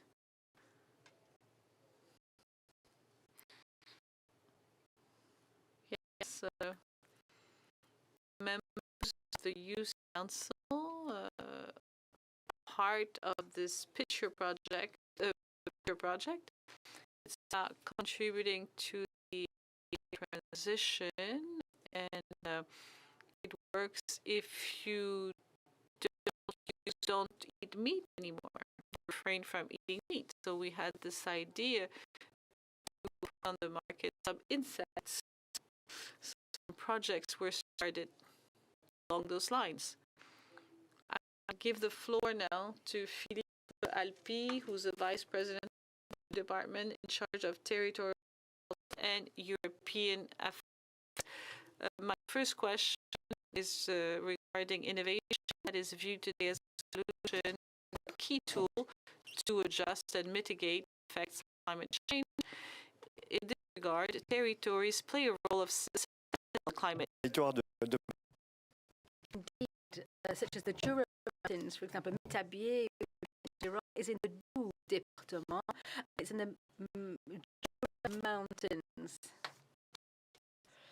So we don't only have young, lively communities with wonderful landscapes that bring the medium altitude mountains in the hinterland, you might like to call it, with varying climates, which means that the tourism industry was based on snow and snow. We are the mecca for cross-country skiing, and downhill skiing in the snow. And if there's a huge variability in the snowfall, then we have a problem. We work with different organisations, the French Weather Authority, and other bodies analyse our areas. Know that we're going to need some innovation because we are the first to suffer. These resorts are sentinels. We are. To say this, if the land is busy, it pull itself into, and then we are doomed. The entire economy on the snow is doomed, and it's only thanks to innovation when we realise that our equipment limited, and we acted with different people who are specialising in ski. They pushed the. We're talking about development. We've got equipment in the hinterland that is 20, 30, 40 years.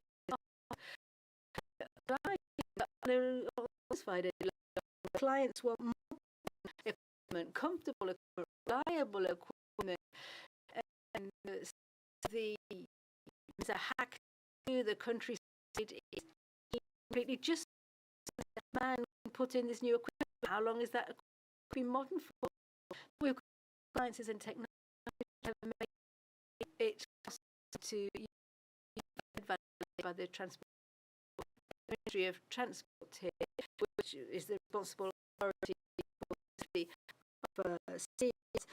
They checked the reliability, the safety of all of our ski equipment. If you take a scan of which ski lifts angle, concrete in which they are planted, identify how safe all of the equipment is, and being able to do it. But anyone can the equipment and also the safety of users, and it helps us to do substantial savings.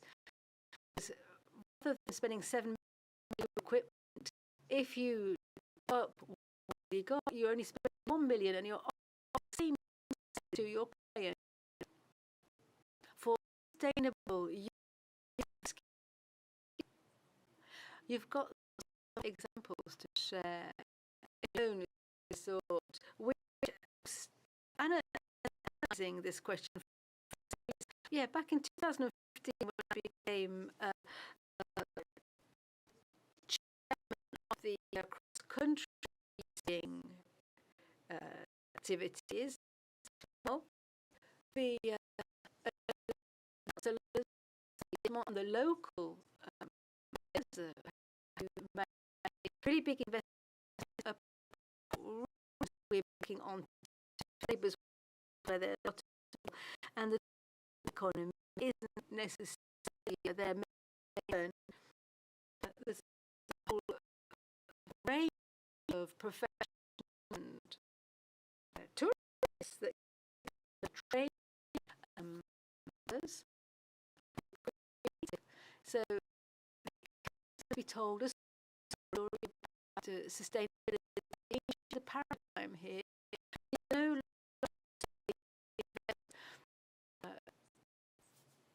the term investments have to write out a scenario that incorporates the challenge. It's not only a small territory, which is tourism, and the future client of them to do a little bit of skiing, of cross-country skiing, and if there's no snow to do for our countries, we've got a whole we can offer. And our services with expertise. We have to bring our expertise and use the different experts to reach councillors to the investment. After made big engineering, you know, we have a tax on its ski resorts, a cash, and we have that to create engineering.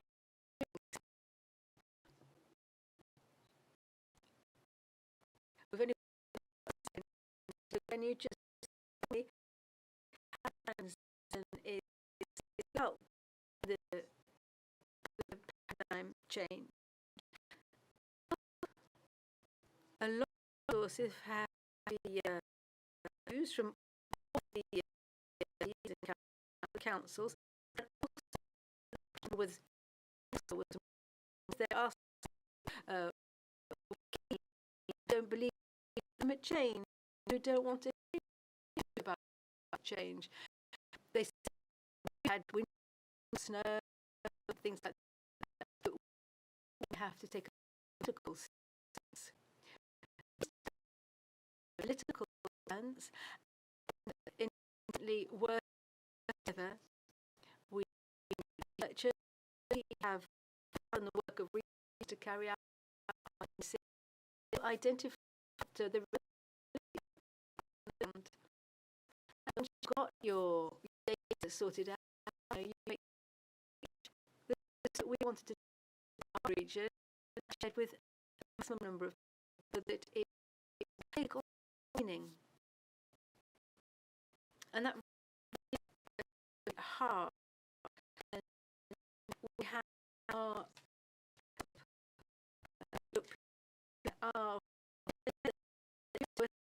whole different perspective on climate change. So just beyond our own small regions. Thank you. And that leads me on quickly. Next to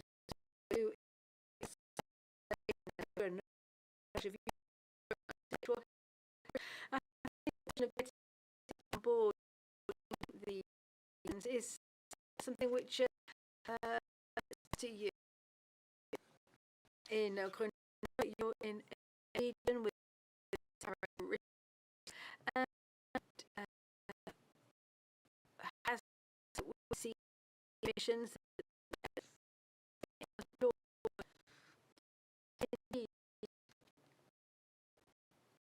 By German being earlier, German as well.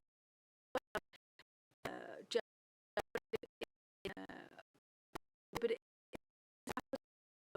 and it's going to feed that that we about. We imagine what is right to combat or to get the impact of climate change. Means that we have on board and the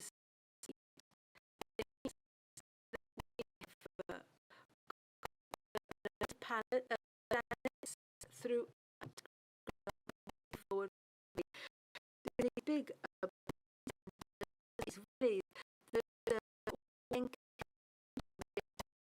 the thing is for cities to act to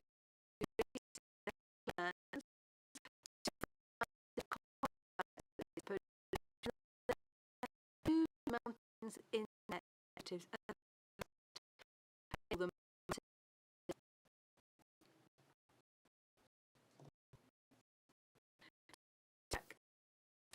It means together around. I'll give an example. We have reduced our meat in school canteen 25%. Meal. That means that we buy meat, we buy less, we buy it locally. These which encourages to buy local, which is wood, 9-story, and this building is made in wood, and stored in the wood of the building, so the carbon of that is positive. But yes, we carry it out around as well.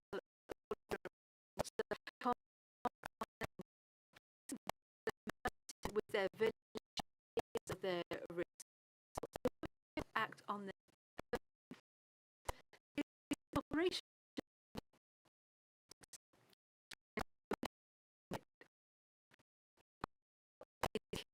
Whether the metropolis or have to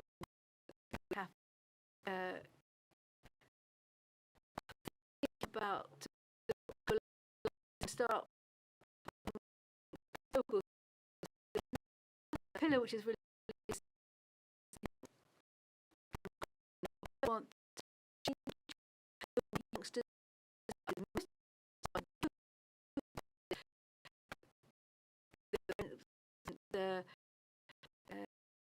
taking them mountain culture. Everybody can go skiing, but there's skiing as well. Also snow hiking, and in the we can use the mountain, and it's farming. If we convince in the town to go out into the mountains,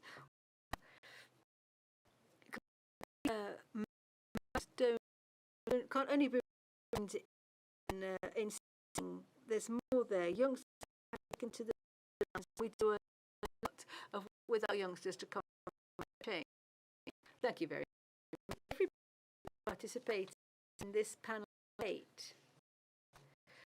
There are unique in our region which make it fragile. However, is that we realise that thanks to cooperation will be very much. Now I'm going to invite participants in our second panel to come front. So I would like Luca Pini, who's a researcher at Unimont, University of Milan, Matteo Dotti, Councillor for Information Innovation, Piedmont region. We've got Maurice Pancourt, familiar with his regional councillor in charge of the mountains Auvergne-Rhône-Alpes region. We've got Vikisha, this by Vice President of the Regional Parliament.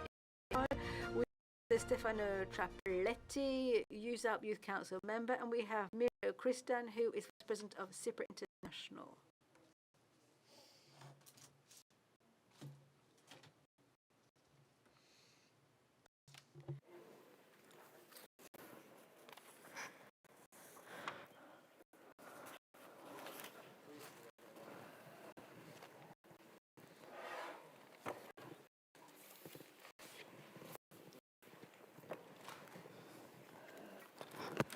Bonjour. Hello. And thank you for being with us. Let me start with you, Luca Giapponi. You are a researcher at the University of Milan. Can you tell us a bit about the different initiatives and the concrete cases of collaboration between researchers and players out in the field to promote local produce from the mountains?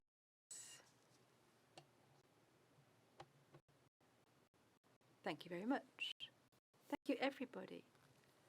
Yes, I am Luca Giapponi. I'm a botanist, in fact, at Milan University, and I am involved in studying and promoting different plants that can be used in the food industry.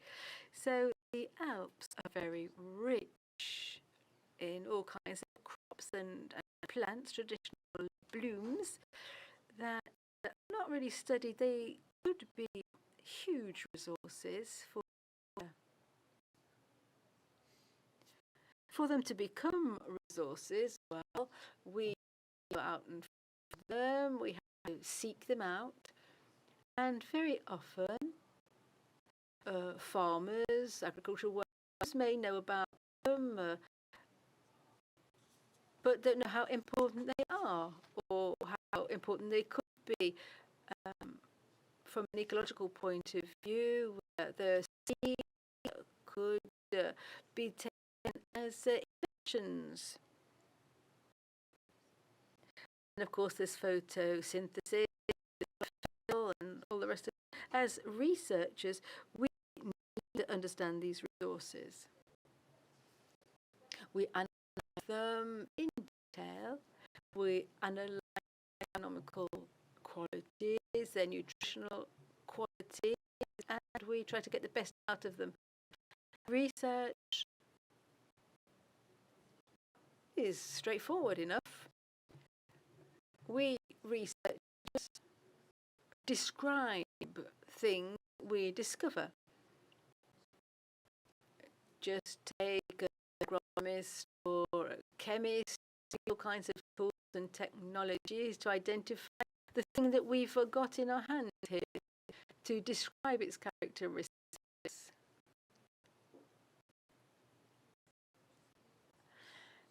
However, the topic in hand is a bit more complicated. We've got processors, the researchers, farmers, everyone who's linked to the agri-food industry, restaurant owners, all the way to politicians. So when the three subjects interact, well, we can find some wonderful results. The results such as those that we have obtained. I work in the Lombardy region, and we have described several resources that are quite unique, and today are contributing to the revenue of these small family farm holders, or these mountain farms. And we think good quality food and the homogeneity of the food that we can find in the Alps, well, these products are values in nutritional terms, but also for the tourism and good for the economy. So, could promoting these things be a way of combating the desertification in the mountain? Of course. I've heard on several occasions today people talking about winter tourism. The mountain is not only for the winter time. Before winter tourism was created, there were other resources that were used, such as agri-food resources. But people don't talk about this very much. But over the past couple of decades, over the past century, in fact, in the world, and in the Alps as well, we have lost 70–75%, according to the FAO, of our local food resources. That means we're talking about seeds, etc. We've lost about 75% of all the seeds that we used to have. These seeds that are used as fodder, for example. We've lost all of those seeds. Today, the process is speeding up, and it's a challenge to combat this, to try and study and really showcase these resources. Thank you very much. I'm now going to hand the floor to Matteo Manati, who is Council of the Environment, Energy and Research in the Piedmont region, and you are going to talk to us about the involvement of local players and particularly young representatives who are stimulating innovation and the digital industry today to rise to all of these challenges that we've been talking about. Thank you. Yes, I want to seize this opportunity, given that I represent the citizens in Piedmont, 1.5 million inhabitants.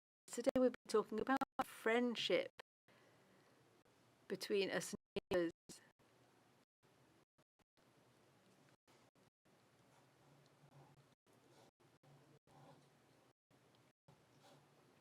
We have got a great friendship with France, and we work together to combat problems with the environment. There is, of course, this health pandemic. There's a climate issue, of course, and even in this month, even more so in the summer, we can see drought in the mountains. We see that we have reached levels we would never imagine. There's a chance we'll be lacking drinking water, and so sometimes there'll be violent rain, the falls, and then we have glaciers which are melting. So we are the second region in terms of size, number of communes. It's difficult to coordinate so many communes. After several years, we have just proven it. We have got to protect the water and regional energy plan as well. Nothing has been planned for fuel and climate change. However, very quickly, we updated our plan. We worked on those points. Otherwise, it would be very difficult to take the necessary decisions and pass them on to associations. So the fact that we are here today talking about these issues is in itself something quite important. Several years ago, we never even talked about these issues. But even in a small commune, it used to be very rare to talk about environmental problems as we do today. I'm just referring to it about 10 years ago. the environmental department would take care of sewerage, for example, would take care of pollution, but because their powers have been reinforced, they're key player. We've got decided to do what you're currently doing. We asked our youngsters what they felt about the future, and so we managed to get a sketch of how youngsters see the mountain and what they like to see in their regions. Youngsters want to have sustainable, responsible development. They're very conscious about the future and the scarcity of resources. We have seen that the representatives of Lombardy have said that we can do quite a lot, but we can do quite a lot alone. But if we act together, we can do so much more. So we're all here together. I really want to be here just to demonstrate how close I am to the EUSALP and our neighbouring regions. So a lot of youngsters are ecology natives. They're 18 years old, for example. They know all about environment change. They know what these problems are. They want to invest in new technologies, in transfer, in the use of new biofuels and hydrogen. So I'm delighted that EUSALP has anticipated those evolutions. We've talked about them quite a lot today. But there are many other solutions. We have a school in Turin. We are working with the Institute of Innovation to work on hydrogen technologies. Hydrogen, by capturing CO2, means that we can make synthetic methane. The technology does exist. It's the costs change to get hold of it. So if you imagine this huge cumbersome elephant plodding around for years and years trying to convince countries to make changes and to invest, this big plodding elephant is starting to get some good results now. So the problem is time. We never have enough time. 2030 is our first deadline date but it's too late now. We should have achieved this earlier, and so the youngsters are asking us to speed up research and innovation. The same services, the same qualities that we have today with zero impact. So we can do this working at airports, for example, or road systems to try and open up these systems which are cut off, such as mountains. So if people are buying a house, we have determined amounts to encourage the purchase of houses in the mountains. Thank you very much. Yes, talking about time, let's try and catch up some of this time. Mr. Pencook, I'm going to hand you the floor. Let me just remind everybody, your regional councillor in charge.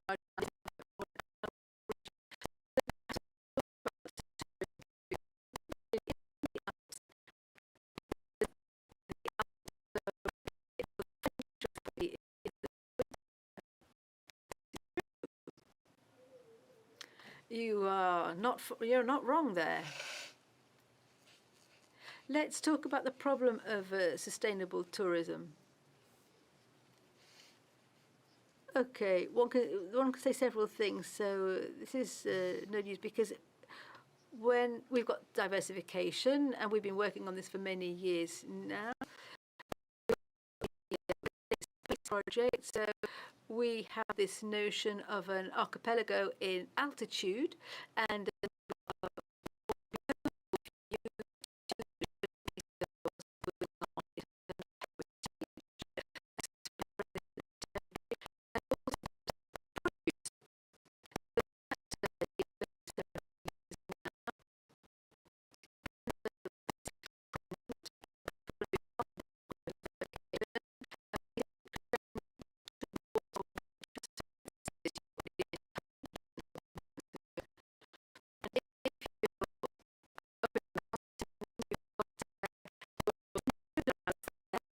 we could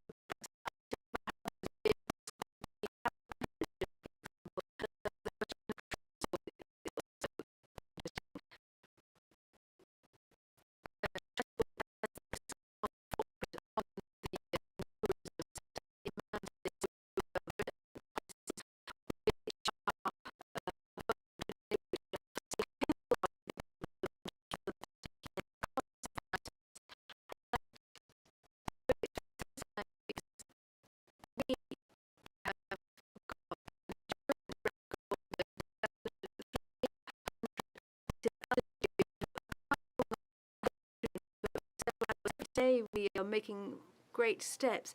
So there are elements of diversification, transition, new practices.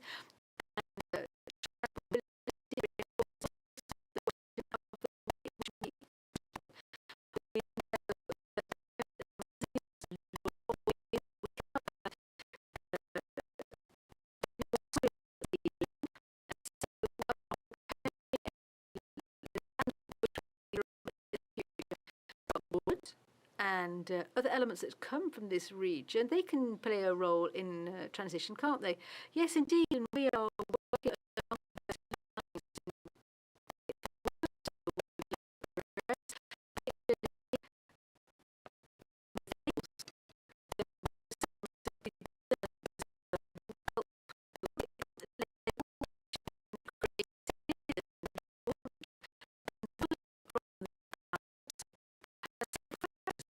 biodiversity, for example. We've got carbon storage. It's a sink, if you like.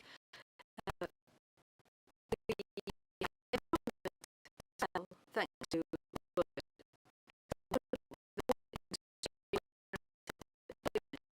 a couple of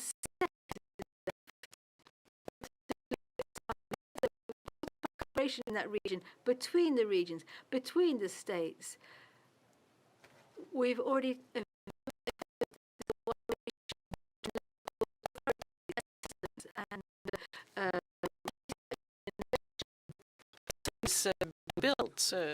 the approach that was conducted with the conference on transition was to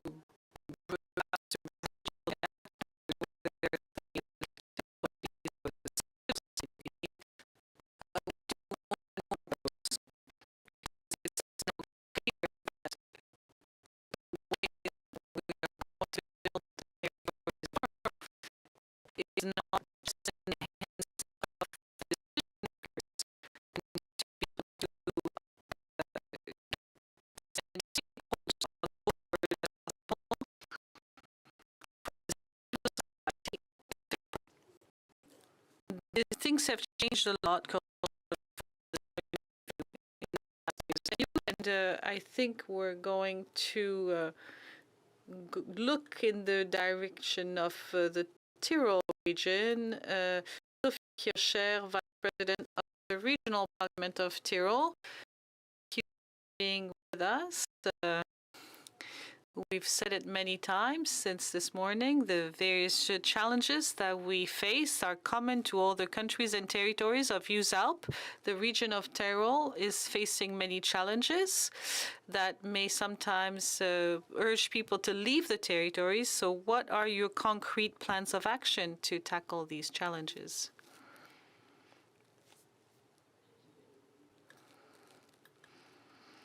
Hello.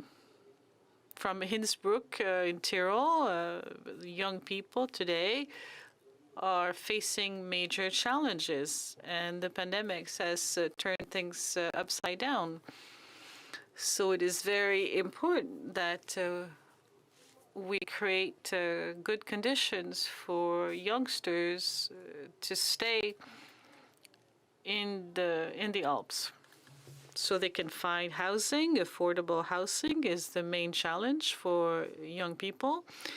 To have good opportunities for training, good schools to prepare them for the future. So we've launched some initiatives, namely so that training becomes more attractive and to show the young people what kind of jobs they could be looking at. So the city of Innsbruck is a university city. There are many options for vocational training as well. And in the neighboring regions, it is all very important. And digitalization has shown us that home working could be a good way not to be in your car all the time, to get to work.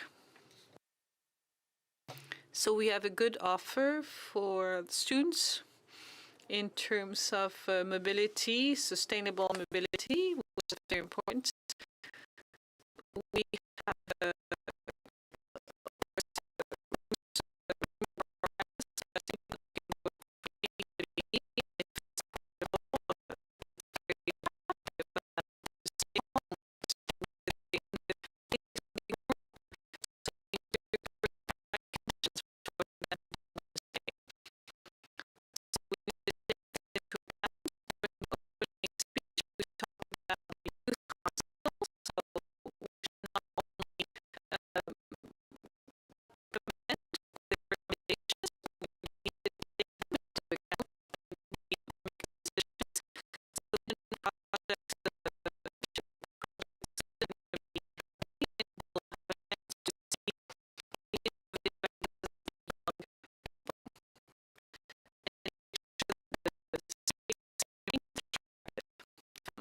you just said it. Do you find on your end that youngsters are consulted enough and associated to the decisions that are today?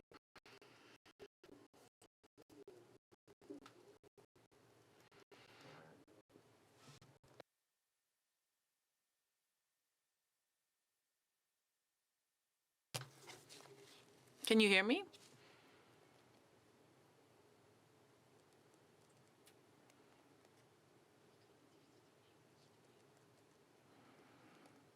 No, I couldn't really hear you.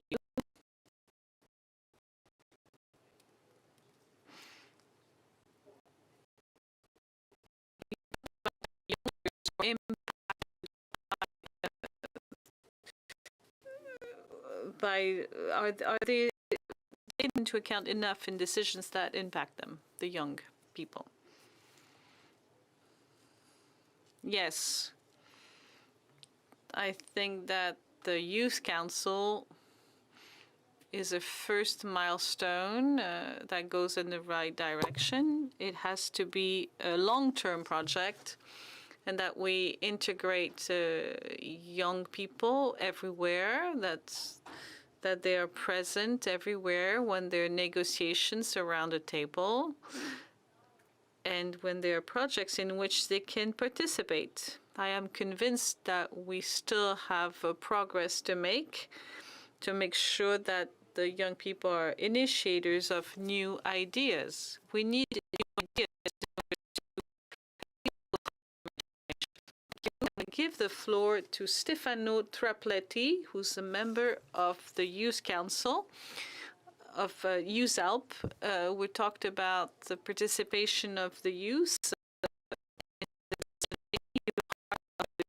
Council. What are today's the difficulty that the young people face in this Alpine region? Hello.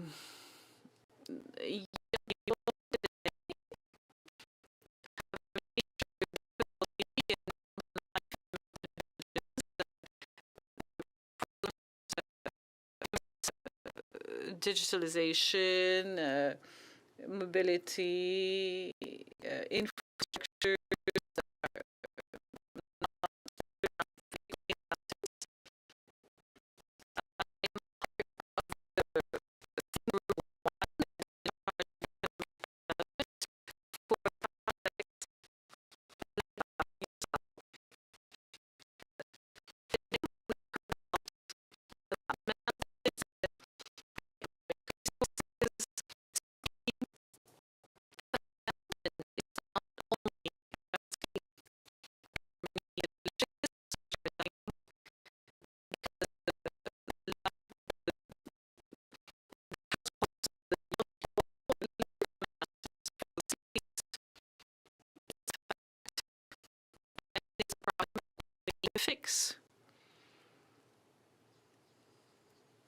A solution that we could adopt would be to try to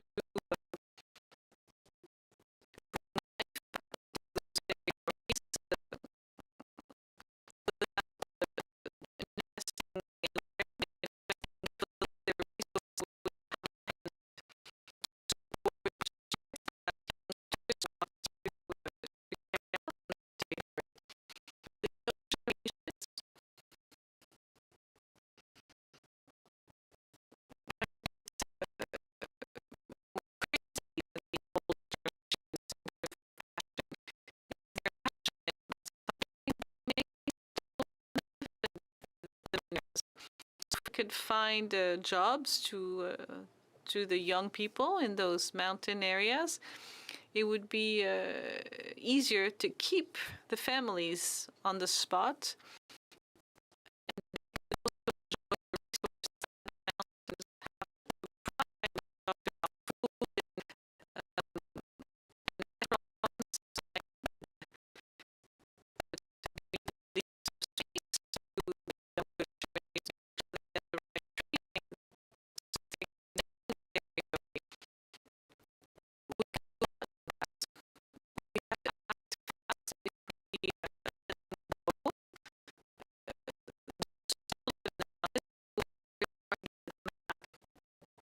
About these regions being left by young people. You may have concrete examples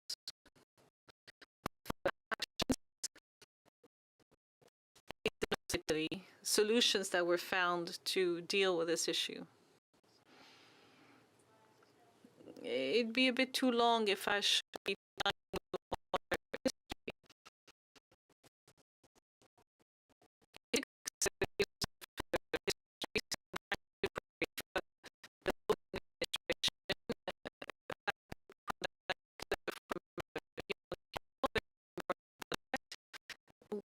received 10 million euros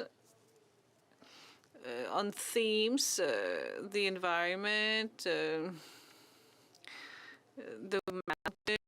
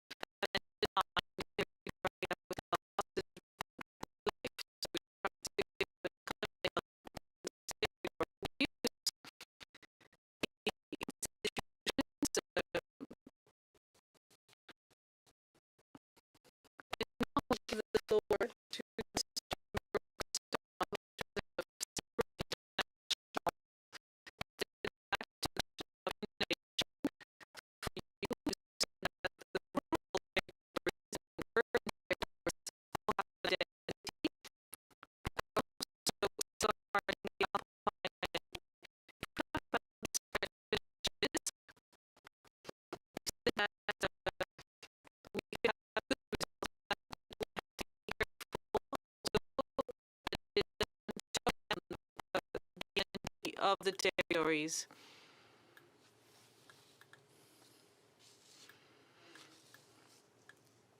Thank you very much.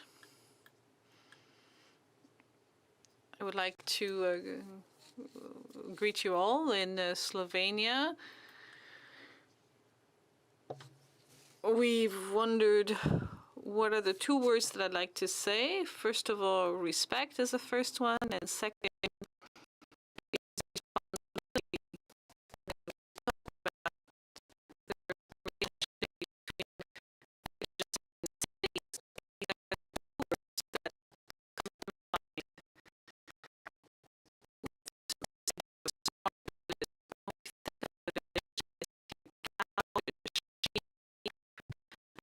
children playing in the grass, walk around the woods.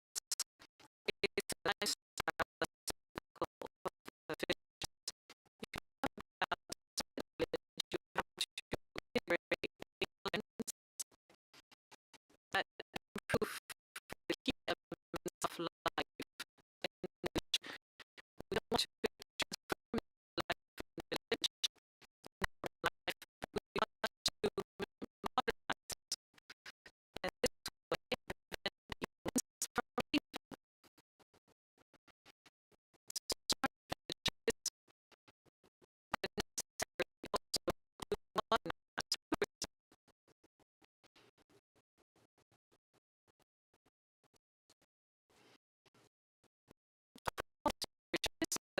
products of the mountains are part of the identity. How are they perceived? How is this mountain label perceived on the market today?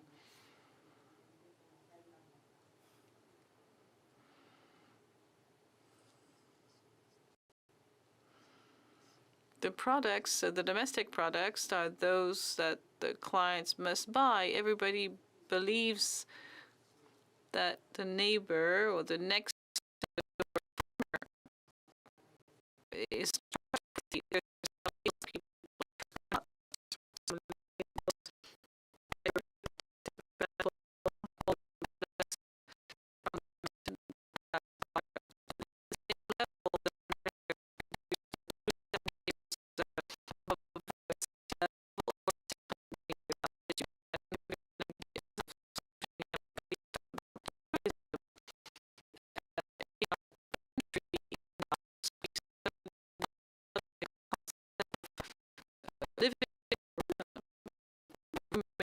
in Slovenia.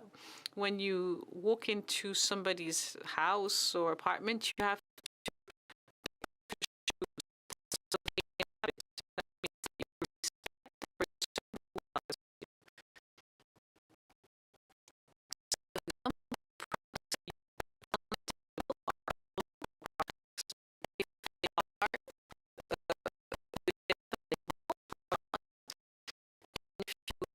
a good production method. Our local products are based on the importance of each individual. I'm going to ask you a more general question to conclude. Is green economy today in general, is that the answer to these challenges that we're talking about?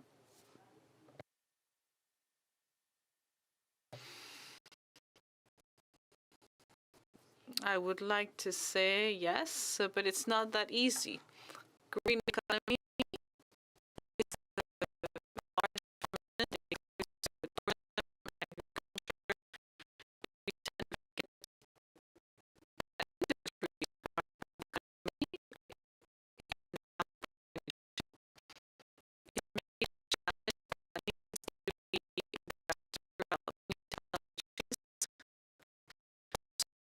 within Cyprus International. It's seen that one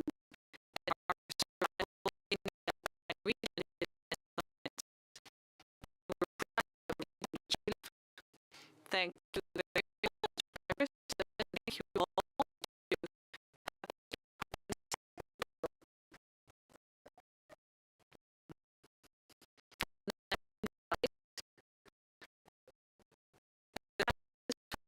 Last round, acting for the resilience of the Alpine region. I'm going to now invite Mr. Jean-Pierre Alpin, who's head of unit macroregions, Torsten Glauber, who's the Bavarian State Minister for Environmental Affairs, Mr. Timothy Song, Youth Council member of the EUSALP, and Madame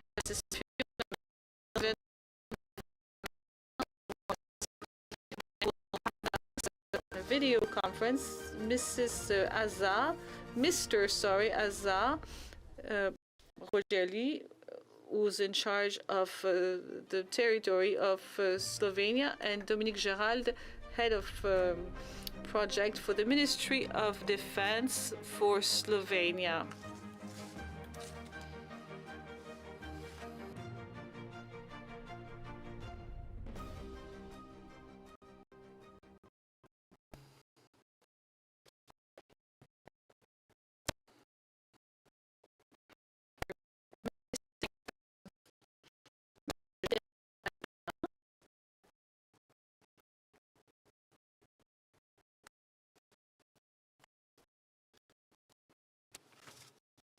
Thank you.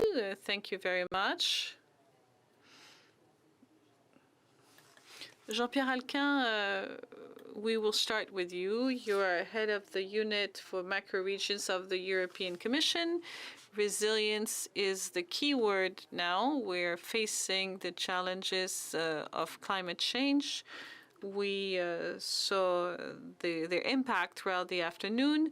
When we cannot prevent a crisis from happening, when resilience takes over, what can we say about that regarding the impact of climate change and the resilience of the Alpine region in face of that? Hello and good afternoon to all. Thank you for inviting me at this panel. The idea of resilience to make sure that the population that are exposed to a risk, the risk has to be identified, and we have to make sure that they can face the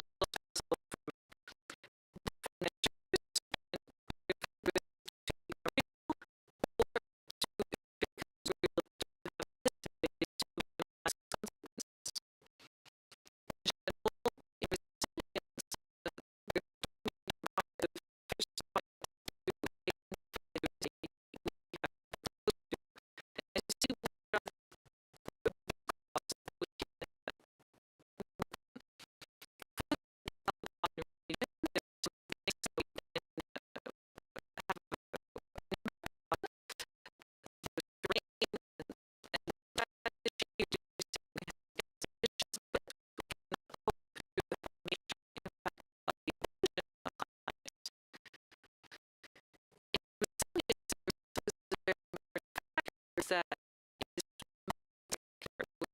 on several policies that make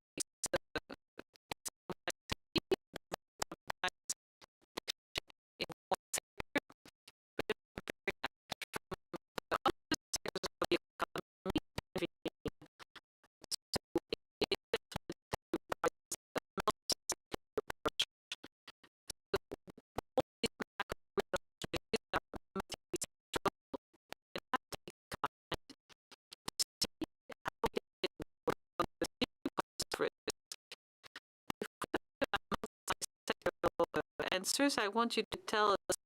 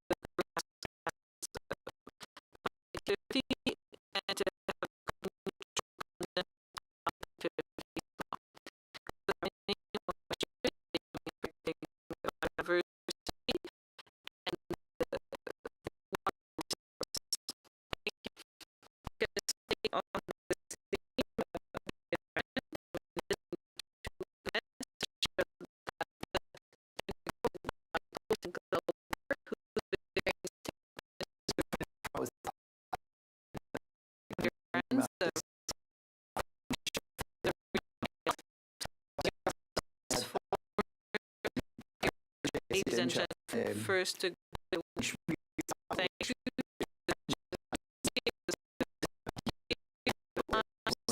you due to the pandemic, so why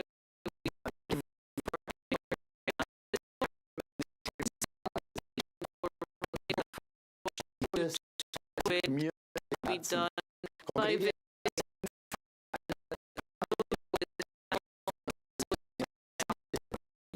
it's a region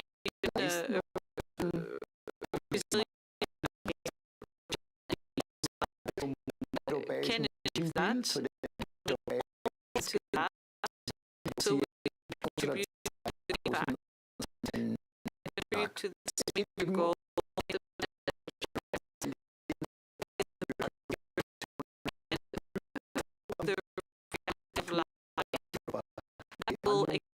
here for the future generation.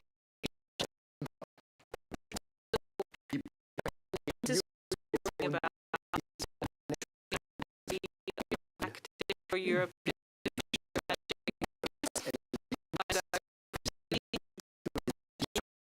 We can also the framework of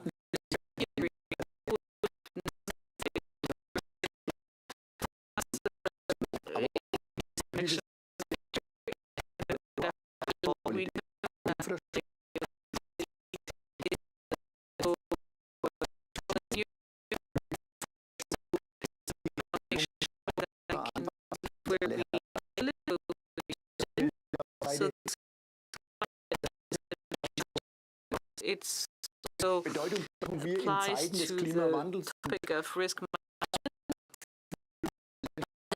management. It's not we're talking about ourselves.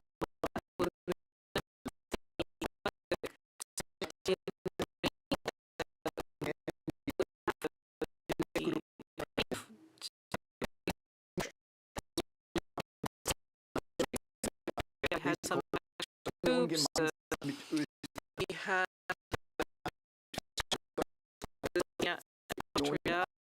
a committee of responsibility.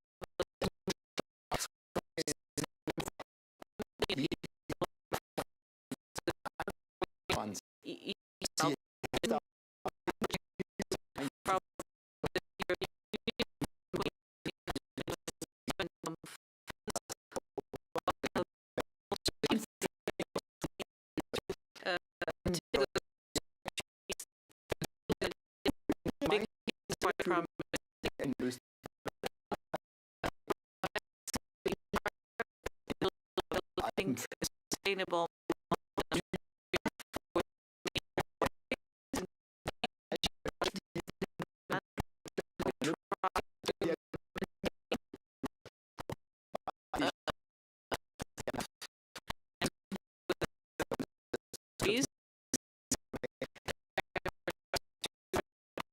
those trees. Created in our project.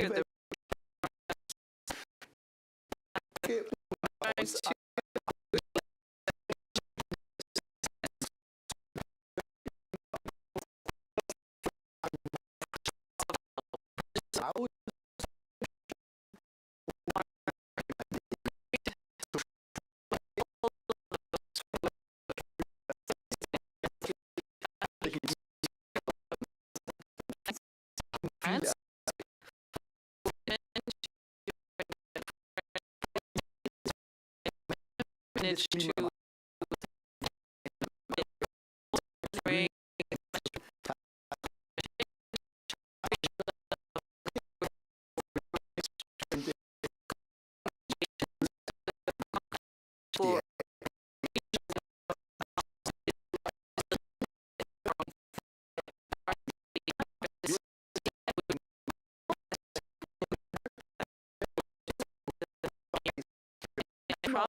that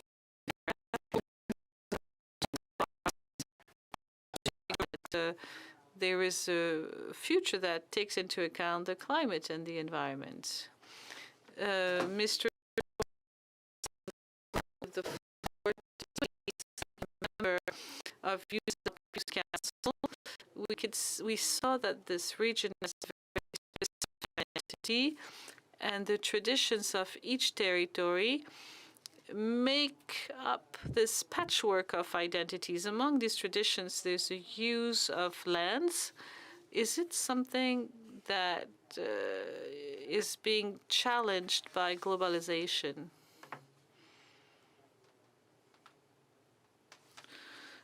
So globalization plays a big role in everywhere today in the world, and the Alps is not immune from that. And the Alps has, as Isa said, a patchwork of many different identities and values, and we need to protect that for the future. And much of the identity that we see in our cultural identity is also connected to natural identity, and it's about how we sustain communities and how we deal with the challenge of globalization. So market forces are play a big role in globalization, as we all know. And in order to prepare the Alpine region for the future, where globalized forces will be in play, we need to make sure that our people who live in the Alps are prepared for these challenges. For example, our cultural landscapes are very much connected to our identities, and the cultural landscapes require support in order for them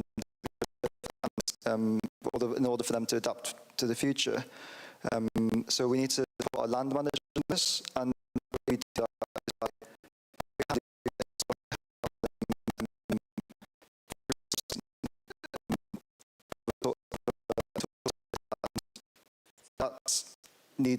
that needs to be adapted along real policymakers, but also to make sure that we're listening to the people on the ground, the young people and the of our generations, in order to make sure that we can take the Alpine region forward and adapt to future challenges. Alors, justement, So talking about tourism, that is one part of the Alpine identity. Today, when we talk about sustainable tourism, do you say that getting out of any activity linked to snow would be an option? For today, the key for winter tourism and for tourism in general is to promote the concept of four-season tourism, where the regions can adapt depending on the weather cycle. For example, this is a topic that's very close to many young people in the region, as many young people are ski instructors and mountain guides, and that's also the case in the Youth Council.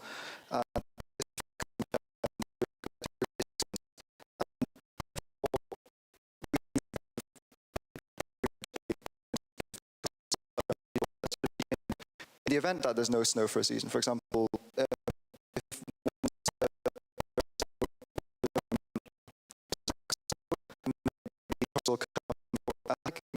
in the season, and some parts of the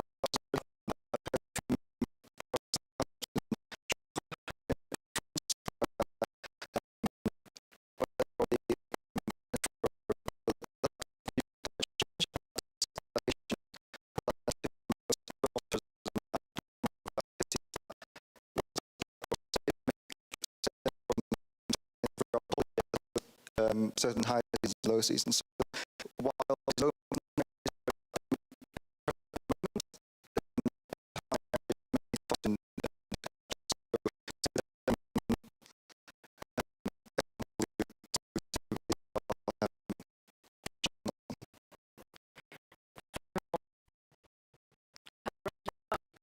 that's part of that resilience we've been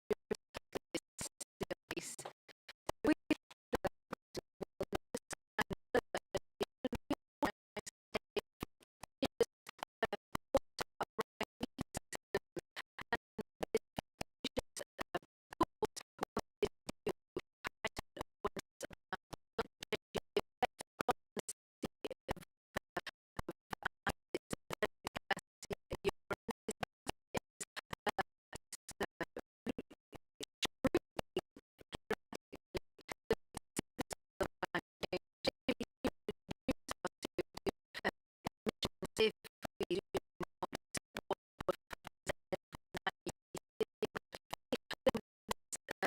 this glacier will have left a lot of 80% of volume in a matter of years.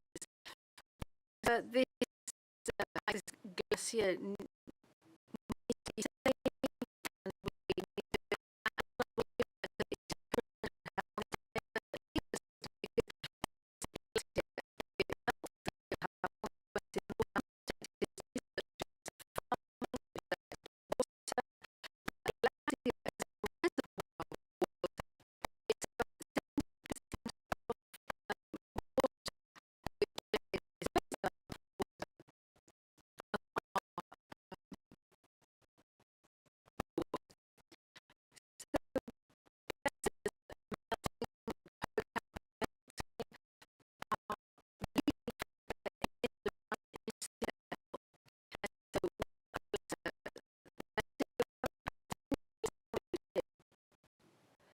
yeah, we can see that the talking about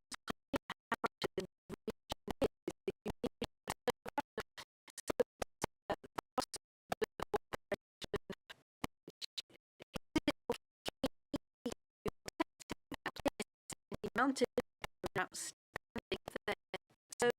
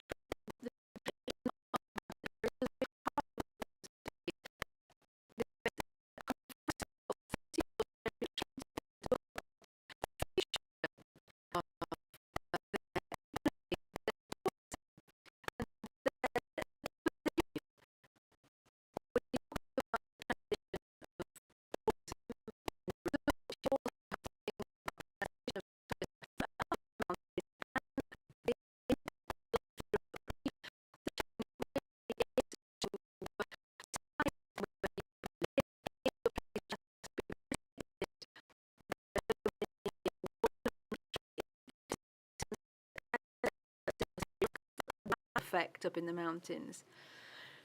So Mountain Wilderness, whom you represent today, organized a conference on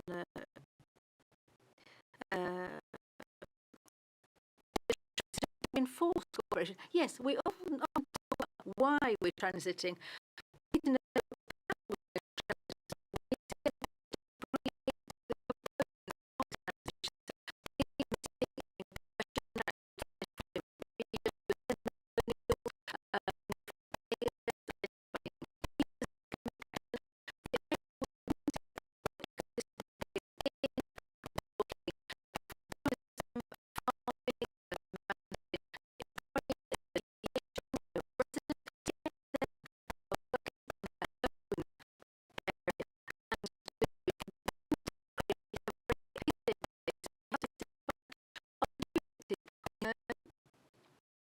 with the change, you're going to see concrete is always going to be.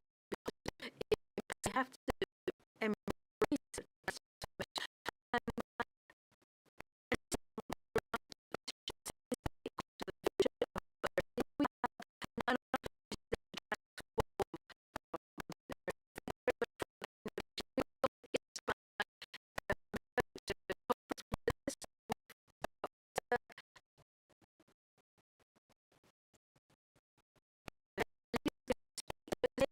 Is the environment environment and spatial planning in Slovenia.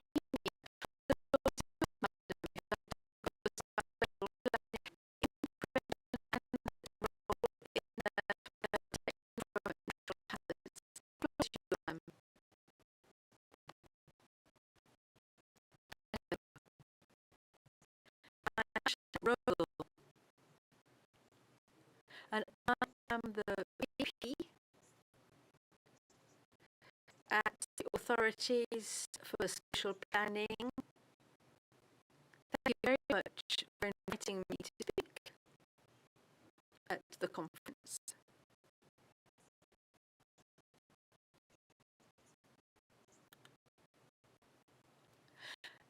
Above all, I would like to talk about one thing in particular, something which was mentioned at the very beginning of this roundtable. For us, it really is important to strive towards resilience. Spatial planning is so very important in guaranteeing resilience, because when you're planning, you need to harness different interests so that you then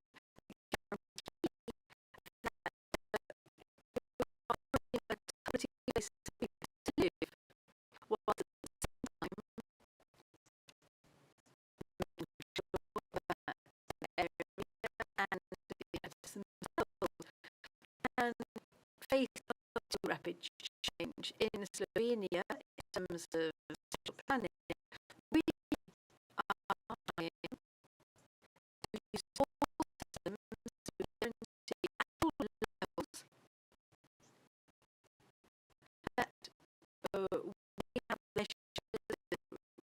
rules in place to guarantee resilience of our areas. In our special development plan, we have highlighted the importance of resilience in towns and cities, and the importance of town planning programs. We try to adapt spatial measures in our towns and cities. One thing we hear often is solutions based in nature.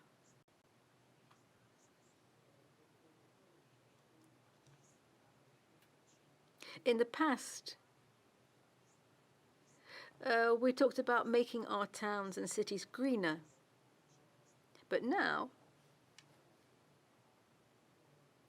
the fact of planting trees in towns and cities, yes, it means that our towns and cities are more resilient. Under the Slovenian presidency of the European Union, we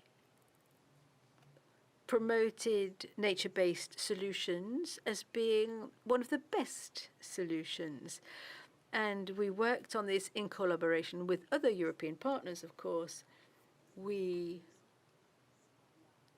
prepared the European agenda,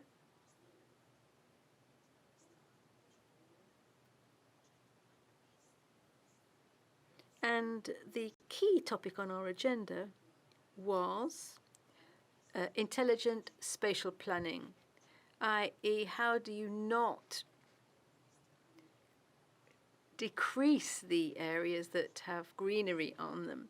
We talked a lot about different solutions, different nature-based solutions. In Slovenia, we are trying to integrate these concepts into our systems. We also take into account construction standards, of course. Let me come back to the subject of our presidency of the European Union. 3 weeks ago,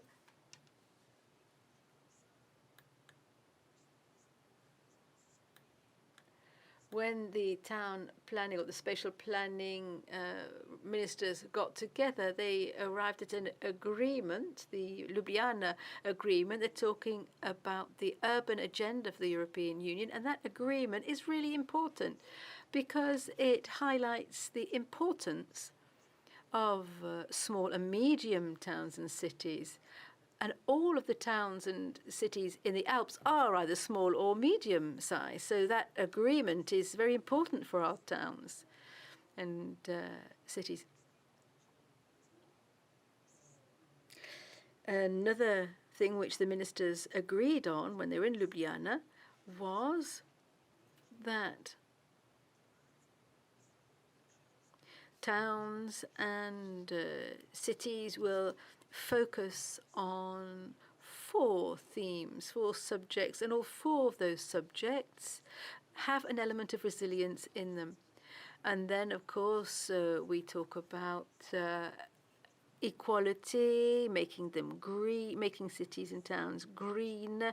We talk about sustainable tourism, and the 4th theme is food.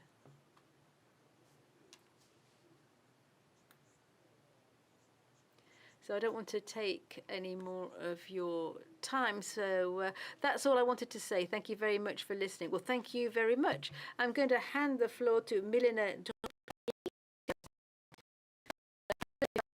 mispronouncing your name, from the Republic of Slovenia, in charge of protecting civilians if there is a natural catastrophe. And so you're going to talk about natural catastrophes.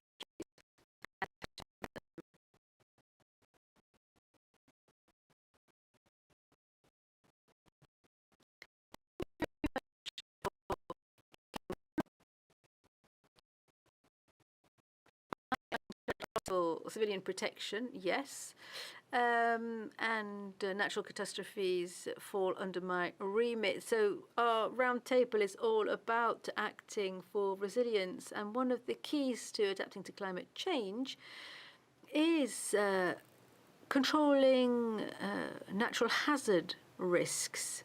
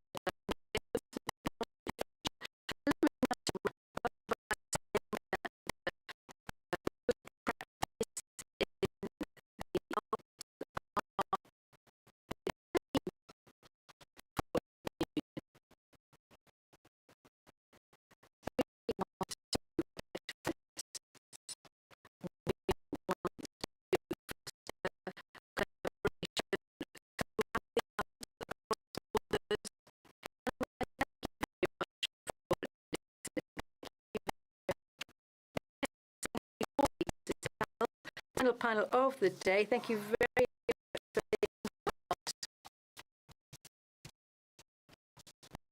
being about youngsters.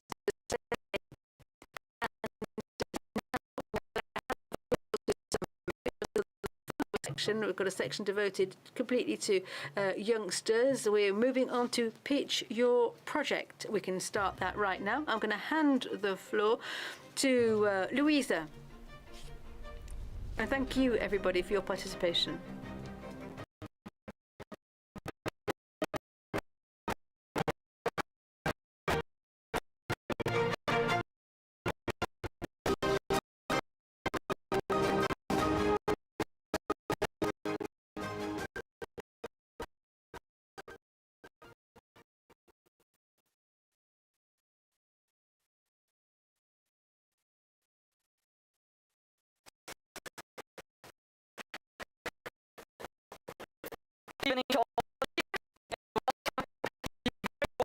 This year's final of the Pitch Your Project. Whether you're joining us here today live in Nice or whether you're watching from home, I'm happy that you're here with us and going to follow this competition where we're going to see some very exciting projects. Pitch Your Project was brought into being to support young projects because we realized two things. Many of the best solutions spring from own experience and local knowledge by the people who are faced every day with the problems that need to be addressed in their regions. And secondly, young people often have new answers to old challenges, but frequently are missing resources to get their project started. That's why in this competition, 3 winners that will be chosen by you, so definitely stay with us, will be awarded a prize money of 5,000, 3,000 and 2,000 euros. And in addition, then, they'll receive the opportunity to be part of a mentoring program and benefit of the expertise of both the EUSALP working groups and former winners of Pitch Your Project. Because I'm sure every one of you who pursued their own self-funded project in the past knows that having money to get started is vital, but so is having some sort of a mentor and a network. In both these ways now, Pitch Your Project wants to enable young people to advance their projects. As you can see here, the first round of Pitch Your Project took place in 2018 in Innsbruck, when the Tyrolean EUSALP presidency set a special focus on involving young people in the work of EUSALP. This was the start of youth shaping EUSALP, and it was an active demand by young people to have something like this competition. And since then, the response was so positive that it had been carried on in the following year until today. Now that's how we got here today. Let me quickly tell you what's expecting you tonight. Under the motto of Your Alps, Your Future, Pitch Your Project called for applications by young people between the ages of 15 to 19 and 20 to 25 from all around the Alpine region. Tonight, we have 5 projects that got selected out of 18 applications by an international jury of experts among the representatives of the European Commission, the Commission. So they already had to prove themselves. We've been hearing more about them. This competition would not be possible without the financing and the organization of the European Commission and the Land Tyrol, supported by the EUSALP Presidency 2022. And therefore, I'm happy to give the word now to 2 political representatives from the Land Tyrol and the European Commission to open up this competition. We'll first hear now Sophia Kircher, who's the first Vice President of the Parliament of Land Tyrol. Ms. Kircher is going to join us online, and we're going to see her in a second on screen. Good evening. It's a pleasure to be with you, at least online. And it was very interesting to also be with you during the General Assembly and Annual Forum that you had today. I'm very happy that I can be with you now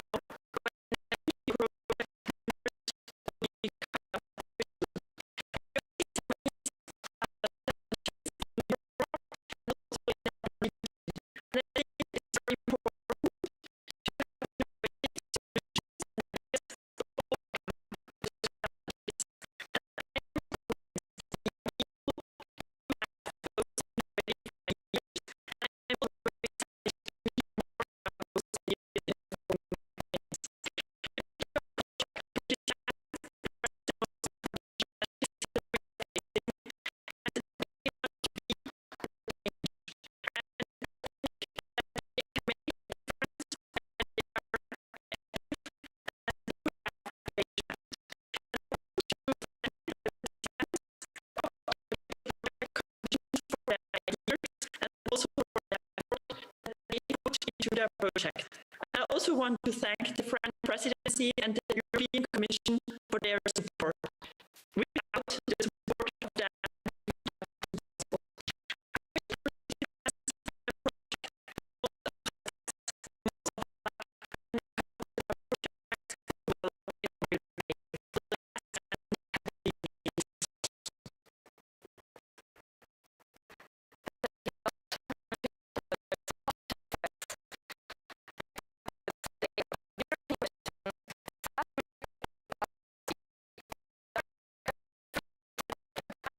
Interreg and Program Implementation 1.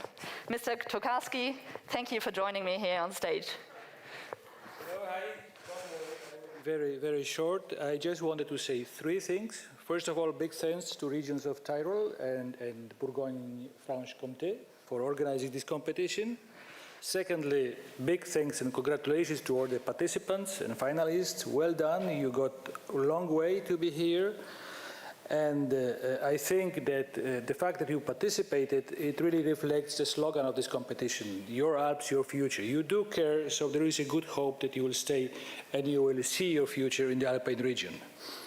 And finally, thank you for all those great new ideas, which maybe you, with your fresh eye, could see more than we can do, so we'll look at them very carefully and see how we can use them on a larger scale in what we do on a daily basis for cohesion policy. And we will remain proud first sponsors of this competition for the years to come. So good luck, and let's go for it. Thanks a lot for those dynamic words.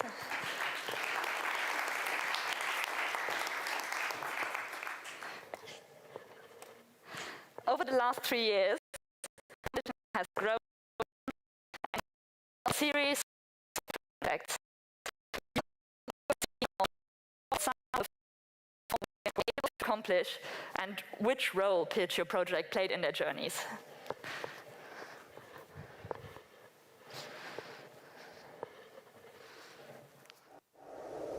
Pitch Your Project encourages young people to submit their project ideas for a sustainable development of the Alpine region.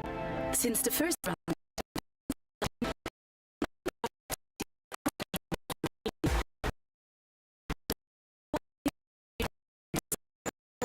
what they have reached so far.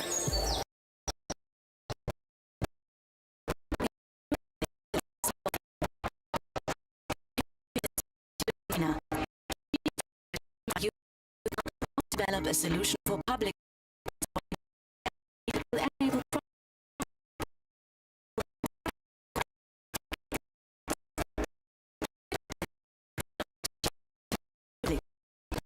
to interviews, surveys, workshops,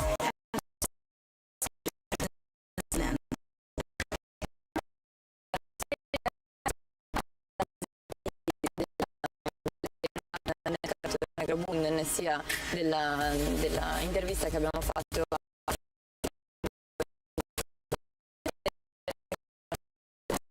e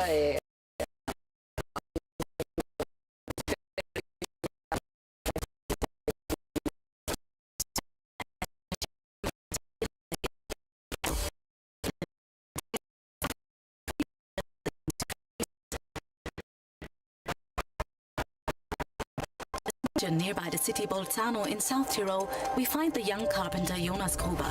He is developing an environmental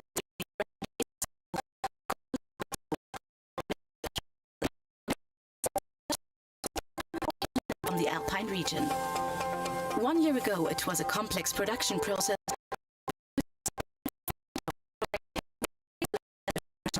investing in a special punching machine. Pitch Your Project hat mir geholfen, meine Idee weiterzuentwickeln und hat mir durch das Preisgeld, was ich gekriegt habe, noch einmal die Chance ermöglicht,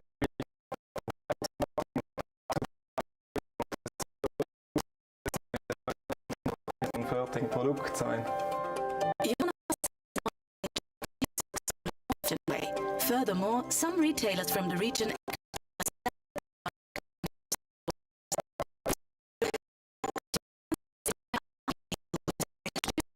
regional and sustainable products.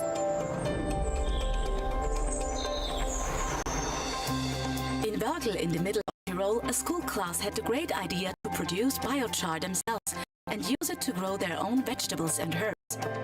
The special biochar reduces carbon dioxide in the atmosphere and is produced in a so-called pyrolysis oven. With the support of Pitch Your Project, the school class was able to finance the oven, the raised beds for the vegetables and also a pergola. Ich würde Pitch Your Project empfehlen, weil man ein gutes Startkapital bekommt für das Projekt und gemeinsam mit connecten und kriegt da von den anderen Ländern und inspire more people with the idea of the sustainable biochar. Das erste, was wir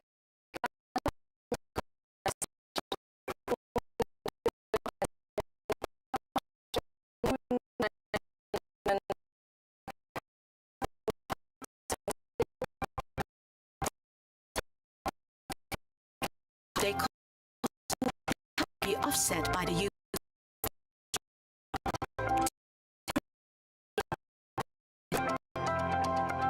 all the ideas and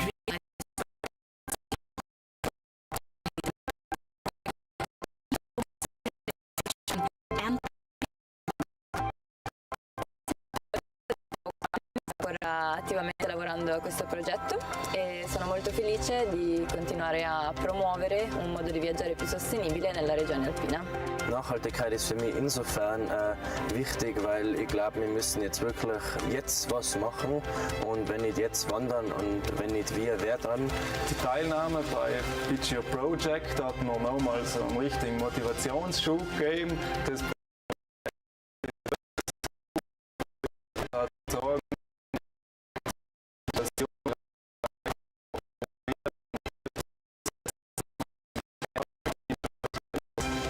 Pitch Your Project hat mir total gefallen, weil man international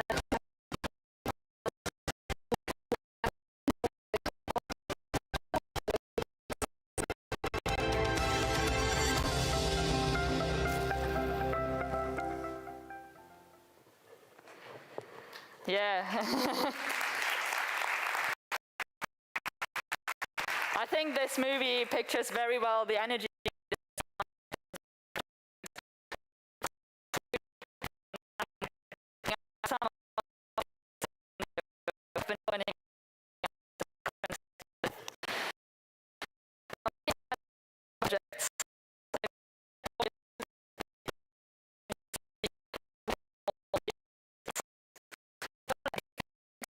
Pitch Your Project to work.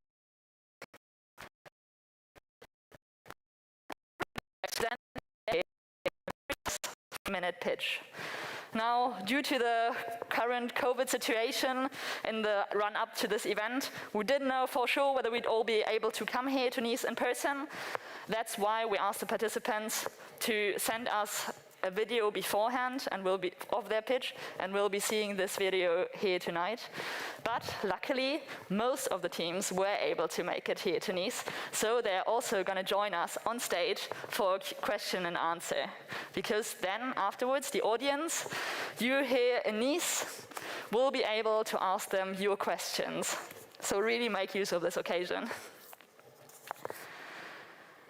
After this, it's time for the voting, time to decide who the winner is. And how are the winners going to be determined? I already said it. Are you? So respond on your side. And this means every one of you has one vote, and you have to decide which is your favorite project that you want to give your vote to. We will open a voting page, and in order to make sure that everything works flawlessly later, I ask you already to make sure you checked into the local Wi-Fi, so it doesn't give internet programs if you haven't done so already, and already open the slido.com page on your phone, so you're ready to go for later when it's time to vote. And I will give you the code you need then. And then finally, the culmination of the evening that's expecting you is the award ceremonies of the winner right after the vote. So let's make a brief overview about which projects we have here today. First up, in alphabetical order, is ALPINE Twin. The founder of ALPINE Twin wants to use human activity data system for political stakeholders that will hopefully make sustainable policies more effective. Second, we have ALPISECT. The team around ALPISECT desires to address land overuse, food security and climate protection in the Alps by making insects part of the food production. Then we have TG2. They propose nothing less but an innovative solution to the current energy problem by developing a smart device called thermoelectric generator. And last but not least, we have the SPIC team, who wants to tell the Alps unsung stories and make visitors discover small villages in a new way by creating an emotional map. And now, last but not least, we have Volltrash. Their goal is to protect nature in the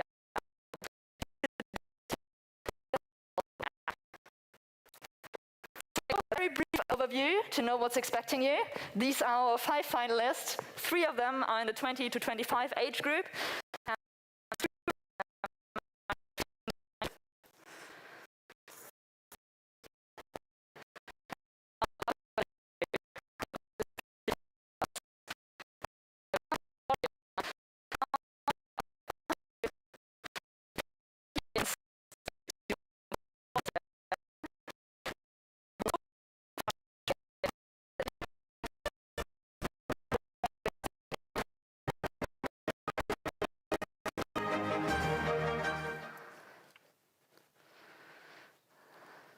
I'm sure you've heard that scientists claim 100% of global warming is due to humans. Hello, my name is Victoria. I'm studying computer science at the University of Applied Sciences in Vorarlberg in Austria, and I have also decided to make my contribution to solve the global challenges of our time, which are tackling climate change and reducing the human-made pollution. Stakeholders in politics and government in the countries of the Alpine region are also setting goals and regulations to cope with these challenges. However, some decisions are based on incomplete information, isolated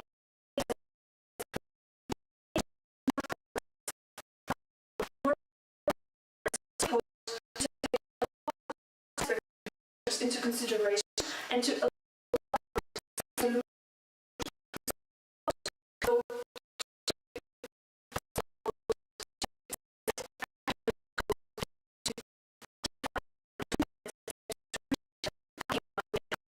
An ALPINE Twin is a digital twin technology-based decision support system for stakeholders in politics and government.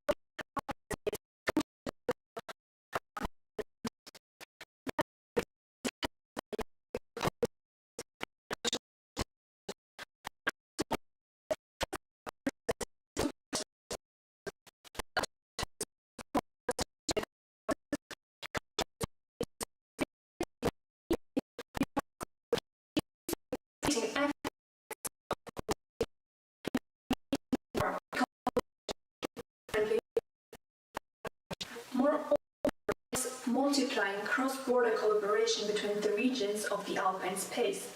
Such collective action expands the potential for climate policy in an easier way. However, what can be done in a project to ensure the best possible implementation of the Alpine Twin? I decided to make a blueprint and to explain how the digital twin can look like and how suggestions to reducing climate change and improving the environment can be created. You are also welcome to participate in designing and developing a digital twin technology-based decision support system. Help raising awareness for sustainable development and innovation in the Alpine region. Thank you for your attention.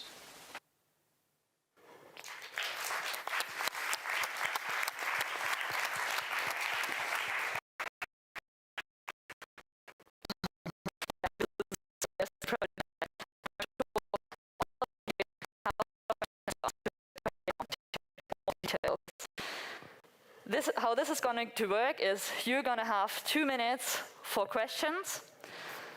This is very short time, so I ask all of you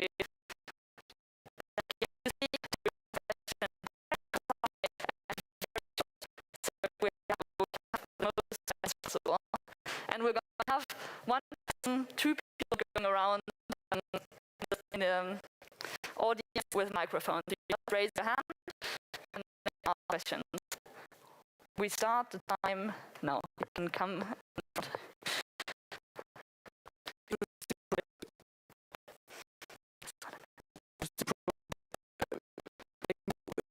Actually, this cannot explain. It's as a black box. How can we explain these? Current information about the situation is in the digital twin, so you can see how much CO2 there is, or how much vehicles there drive, how much pedestrian there is. So you have the data. Of course, you can't really see why you should do some decisions, but you have the actual key information about the Alpine region. Judgments are still to be made by the humans. Yes, will of course. make it more effective to reach your goals. We still need stakeholders in politics who want to make environmental decisions and who want to make the environment in the Alpine region more sustainable and more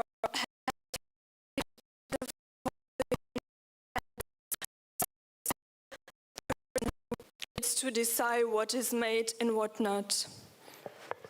Great. See, we have one more question. Can you simulate some situations or some decisions? Yes, you can simulate the best and the worst practices, so you can see what you can do and decide in a faster way, and also to simulate the decisions online and to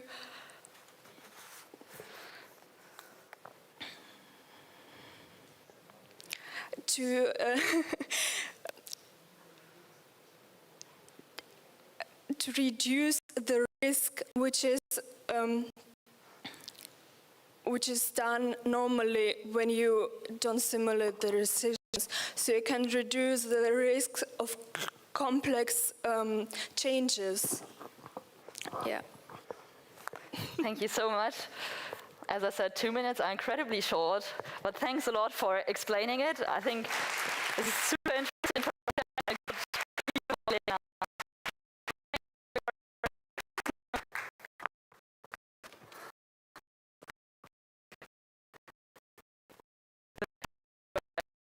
Now, students from Bolzano and one IT technician. They want to make us reconsider what we view as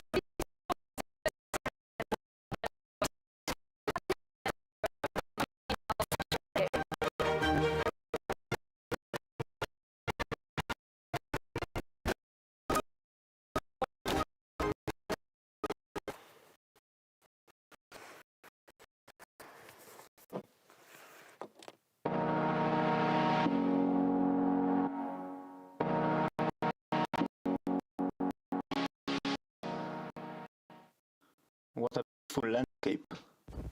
Yes, but it's jeopardized by the climate change. Explain me better. We are facing more and more extreme weather events, like windstorms and epidemic pests such as bark beetle. What we can do? Preserve the landscape and increase the tourism in this area. We can give a second life to the material that normally is considered as waste. Interesting. And how? We take the woody waste material out of the forest in order to improve the landscape and also to avoid the diffusion of the bark beetle because it overwinters in the rotten.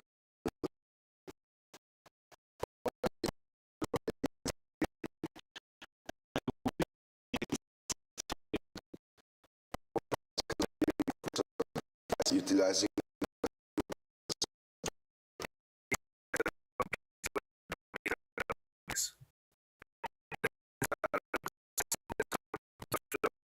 used to feed animals.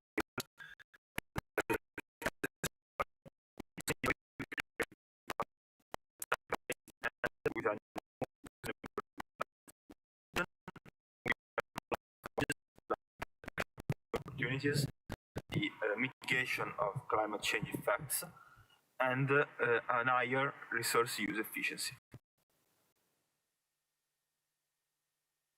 Do you know that the production of 1 kilogram protein from insects needs just 15 liters of water in comparison with the 30,000 liters for beef? The environmental impact associated to produce 1 kilogram of insect protein is lower than animal protein. The impact is analyzed through the life cycle assessment technique, which quantifies greenhouse gases production, energy, and land use. Black-fly soldier has a very short life cycle. Indeed, in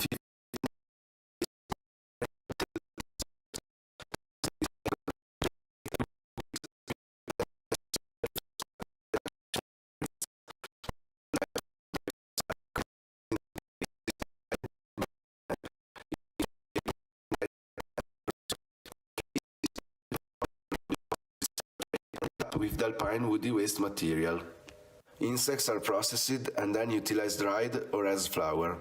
The project was inspired by the Sustainable Development Goals, just for mentioning some. Zero hunger. ALP insects use spaces that otherwise would not be used, allowing a large production in small space with few resources. Good health and well-being. Insects are hygienic products. The spread of disease is much lower than in other types of farming. Climate action. Insect farming can reduce greenhouse gases levels compared to traditional farmings. All insect teams, thanks you for the attention.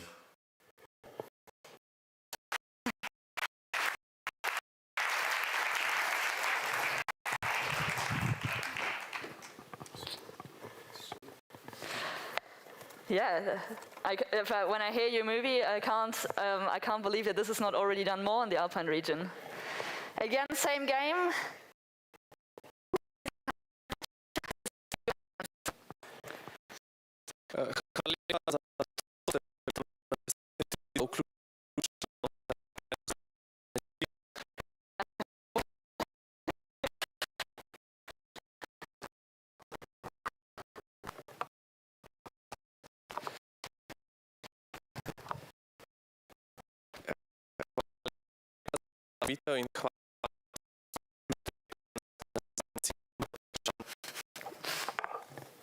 They're not translating.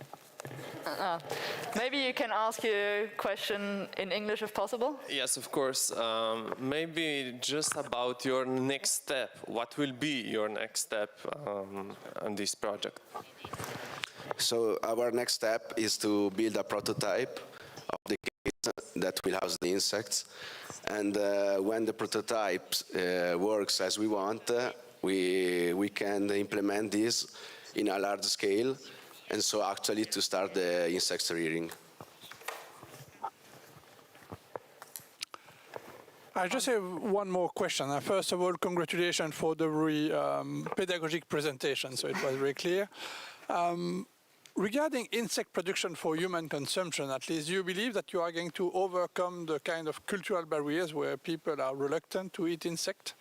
I've been living in Africa where it is very common, or in Asia I've seen that also, but in Europe it seems difficult to convince. Yeah, in countries like Africa is the normality.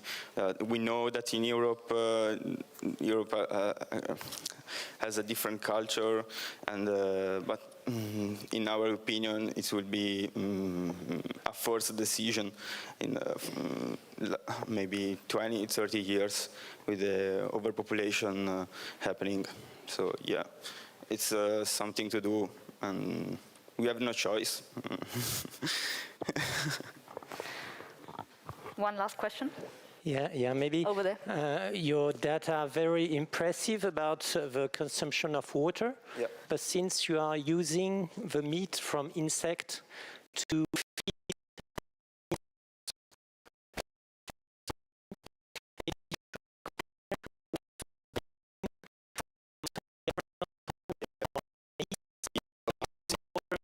Yeah. That's true. For example, for mice, the production of 1 kilo of mice is more than 100 liters of water. Yeah, we know that. Yeah. So it also goes well in the competition against plant-based protein. Pardon? So insects do also well in their ecological footprint in course. comparison to plant protein. Yeah. That's important also for the other resources like the land use efficiency and so on. Thank you very much. Okay. Thanks. Thank you.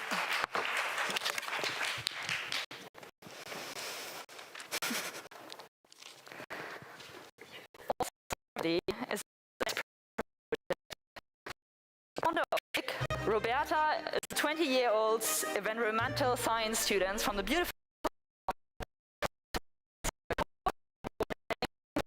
she needed to do something about the fact that many special places in her home were being overlooked by visitors. Roberta, welcome on stage.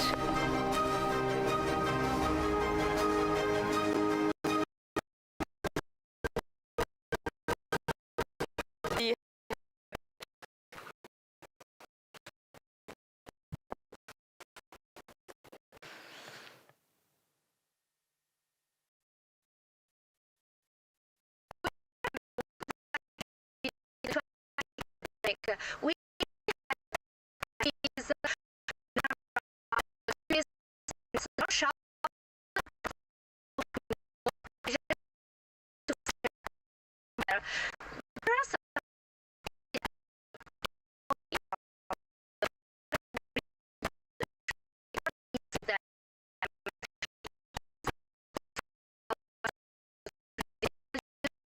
not feeling the way is we are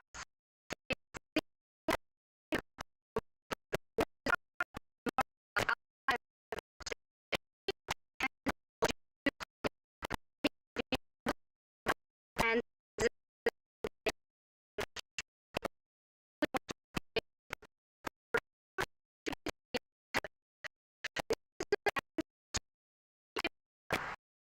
to re-establish the dialogue between institutions.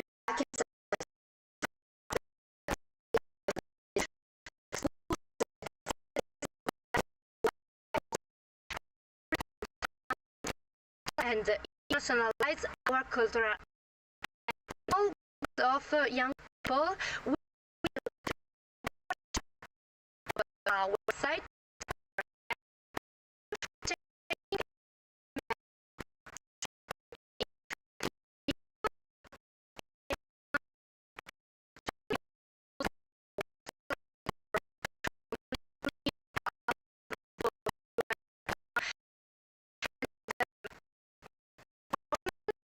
of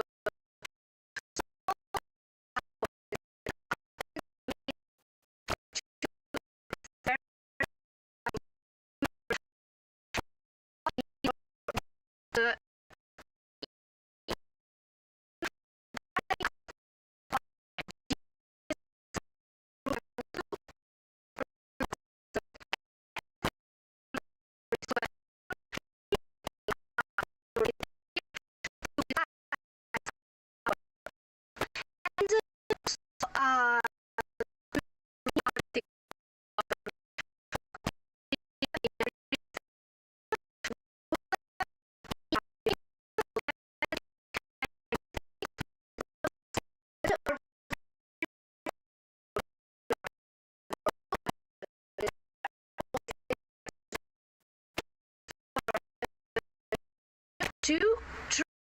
understand what it's like to live in such a region and who are truly the people that shape.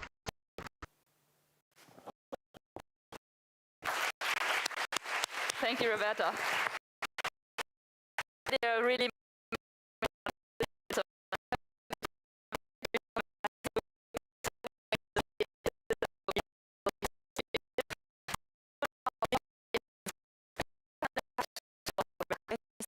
Thank you very much, Roberta, for that. It's very initiative. I love we know how important it is, and now we talk about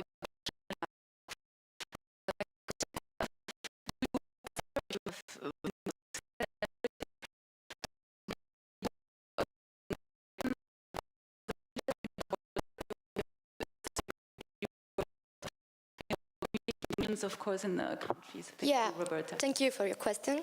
And our idea is to start from Carnia and develop the fastest way to create this map. And then we want to create a network between the groups from other regions and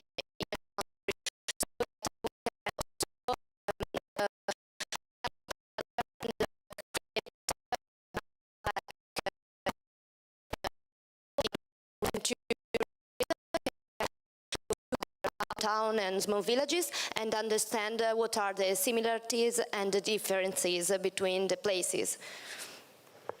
What was the best story or the most moving stories that you collected? Yeah, we didn't collect any stories now. We have still to start to do our project. We need funds and the people. Maybe have a special story from people in your family or friends that made you think of this project? Yeah, one story that made me think about one of these projects is one of the small villages that I lived is where now there are like 20 people living in and all elders. And when my mom lived there, she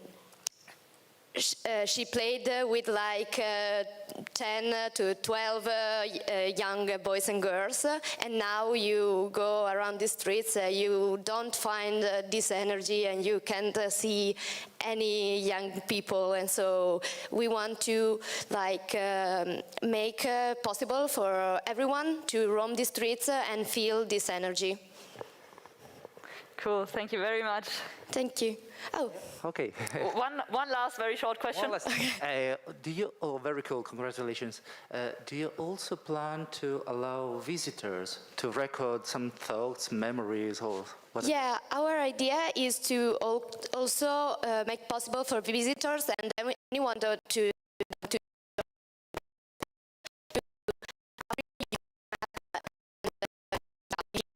points. You can also leave your message and your idea, and so obviously we will need to moderate, so to hear the stories and decide what are the most meaningful, but we also thought about this. Thank you. Very cool, thank you.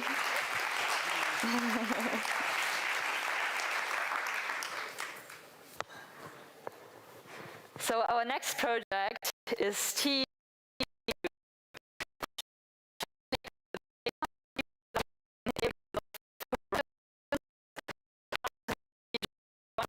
answers. So I'm going to take your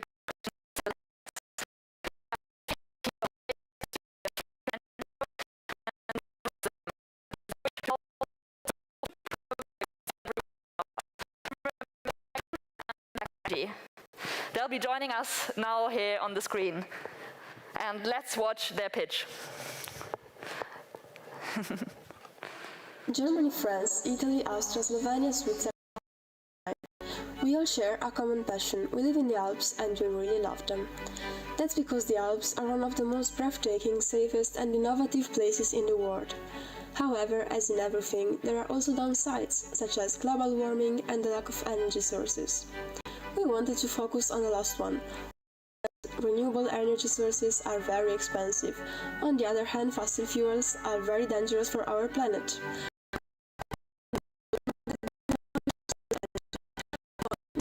Could be reused. When you do the shower, when you produce a simple pizza, you are actually wasting energy. Just let me explain. As you can see from the following pictures, 60% of the energy produced is wasted in the air. That's something that Hub does a lot.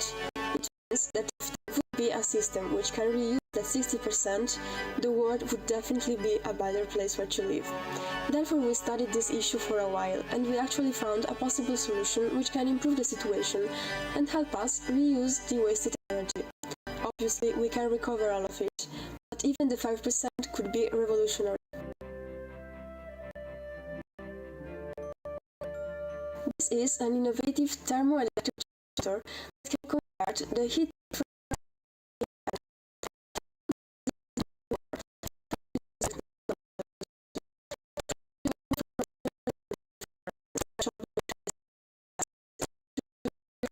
energy.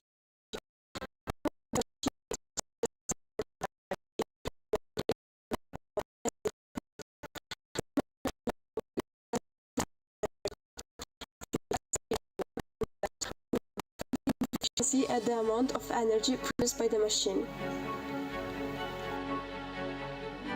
Just try to imagine the possible application of this machine, either in domestic environments,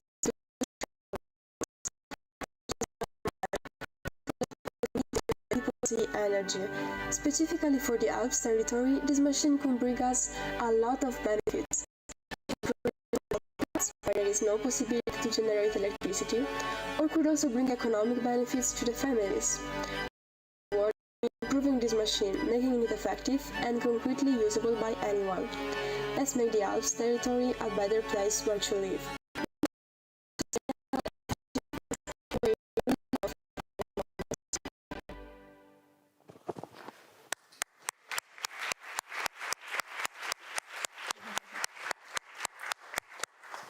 Thank you very much, Felicia and Nicolo. I think this shows like this project is again a completely different area, but equally exciting. And I bet all of you have a million questions to ask now. Who wants to go first?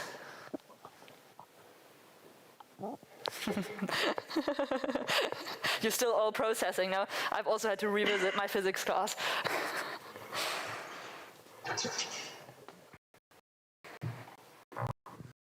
First of all, congratulations.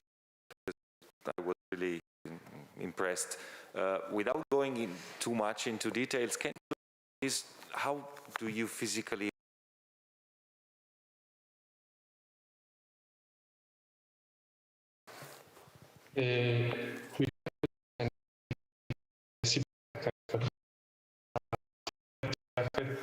whereby in a liquid of metallic semiconductor or conductor, a difference of temperature can generate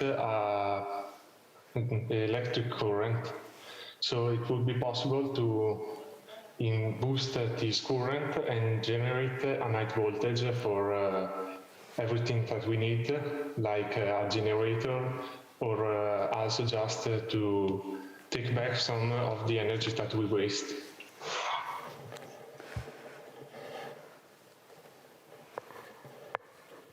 Do you feel satisfied with the answer? Where are the other physics specialists in the room? I see one hand there. Certainly, I'm not a physics specialist.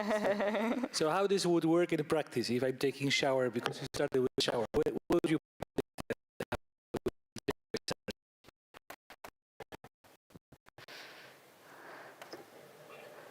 Sorry, I didn't understand the question. I didn't hear it. Can you please repeat?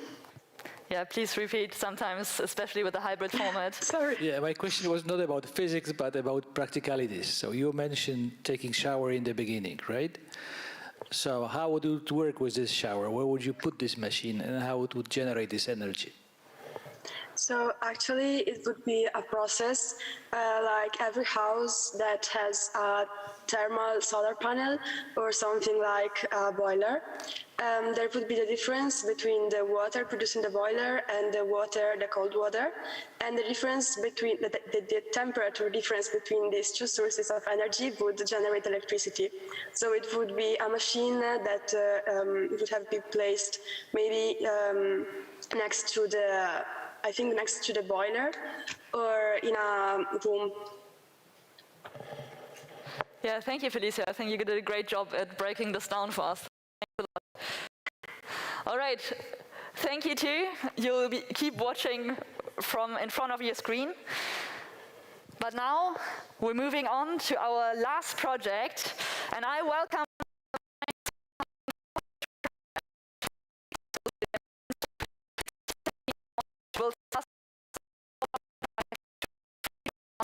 in the question.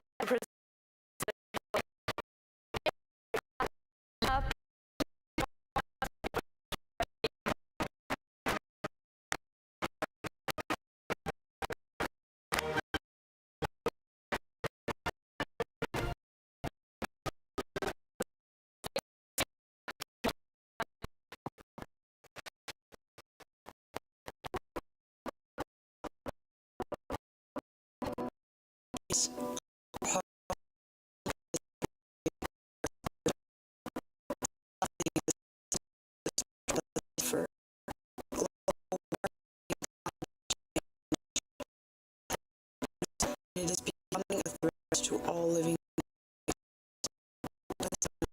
plants. People's neglect and indifference not keeping the environment. We consume only to satisfy ourselves and without thinking of the consequences of our selfish behavior. How many people buy dozens of packaged food and think about what happens afterwards? In Tyrol alone, over 500,000 pieces of litter are thrown away each year and accumulate in nature. Far too many forests are suffocating in waste and need to be saved and protected. We are 6 students who are nature enthusiasts and grew up with the mentality of protecting the environment. We have been thinking about a way to protect the Alps from litter, and that is how the idea of our full trash app arose. Is an application you can download on your phone to track your trash collecting activities. In this way, you can send in photos of the litter you found and recycle. After that, you receive points for this action, which you can then use to get prizes or discounts for diverse companies. Look, it's really simple. Just pick up the piece of trash you found lying around, but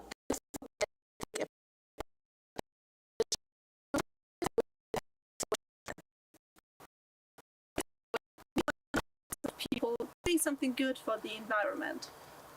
It's not only about rewarding those who already tidy up the outdoors, but especially about encouraging those who don't.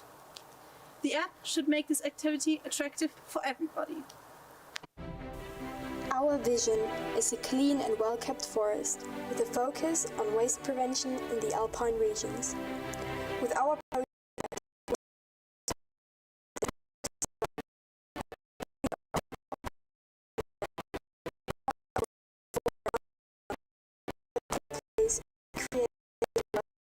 nature lovers.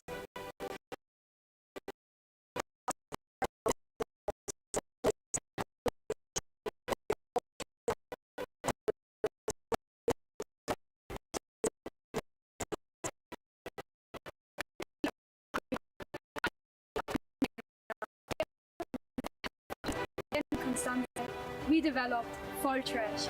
That's how we want to protect our Alps. Let's go and make a difference. Pick up a piece of trash a day and our world will say hooray. Yes. Thanks a lot, Full Trash, for being here today. Everybody can make a difference.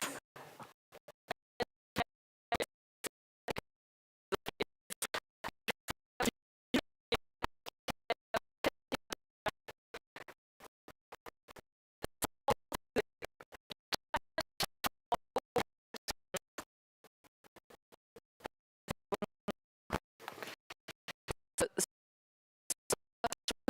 love it because it's something positive.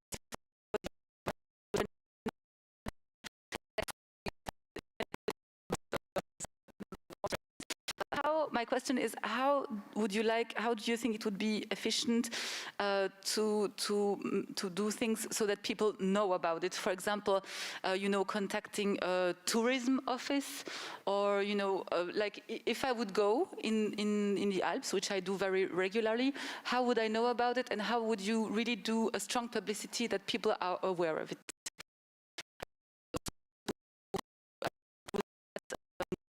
Of the Alps also.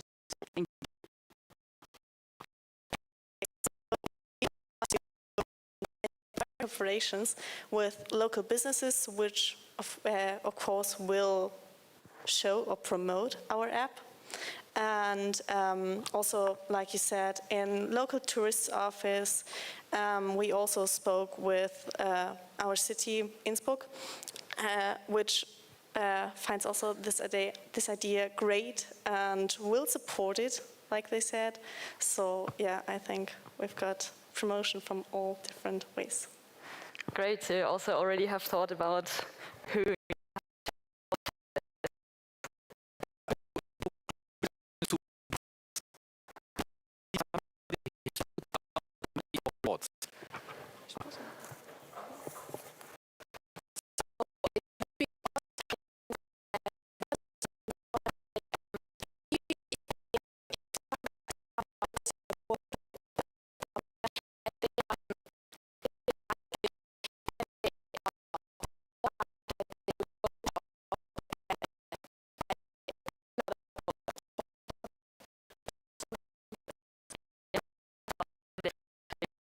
Of that.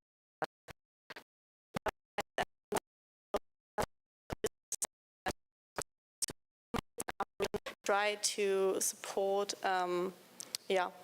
all kinds of environmental ideas and try to help the environment, so this would be a great way for them to do this. Good evening. First of all, congratulations for your project. One question, do you plan to have your app accessible in different languages for every country in the Alpine space? And partnership with local shops all over the Alpine space? Of course, first of all, we kind of have to develop a prototype so you can see if everything works out well, we can offer several languages and in several states. So yeah. Yes, great. Thanks a lot for giving us more details about your exciting project.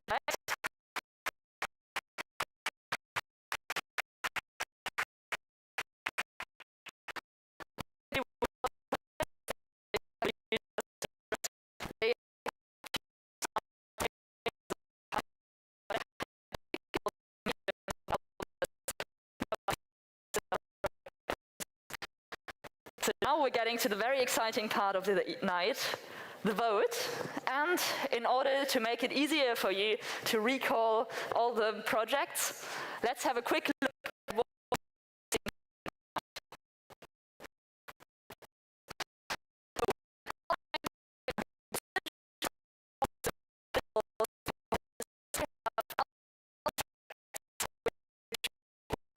part of the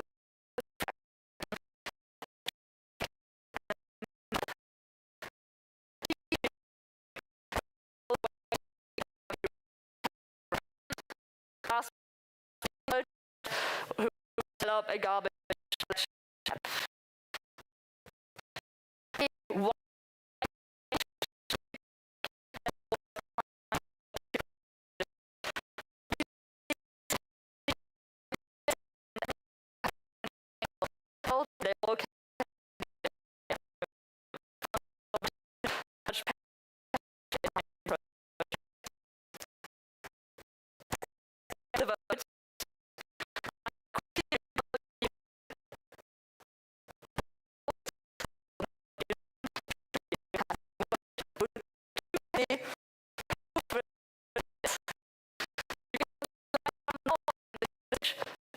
everyone. You'll have 2 minutes more to make your votes. Show everybody that you make it in time.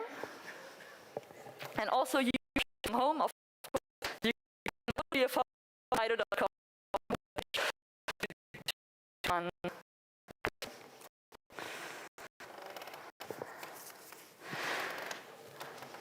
The results, as they're coming in, will be hidden.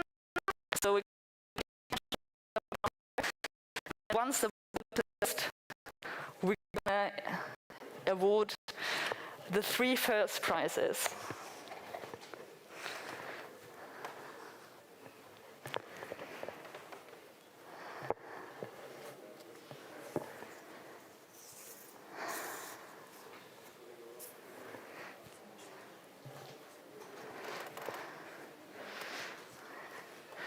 If you're having troubles, I'm sure your neighbor will be happy to help.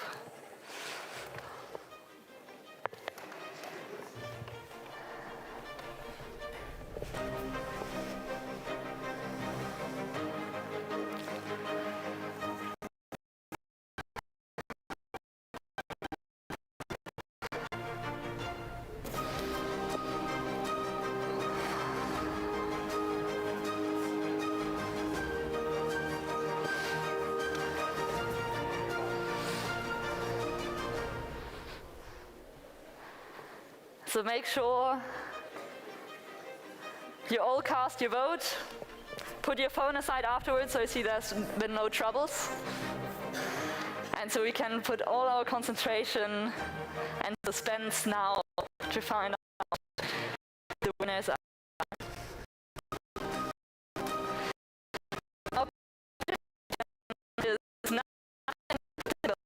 Prize for thank the Union and the Landtiro for financing this competition.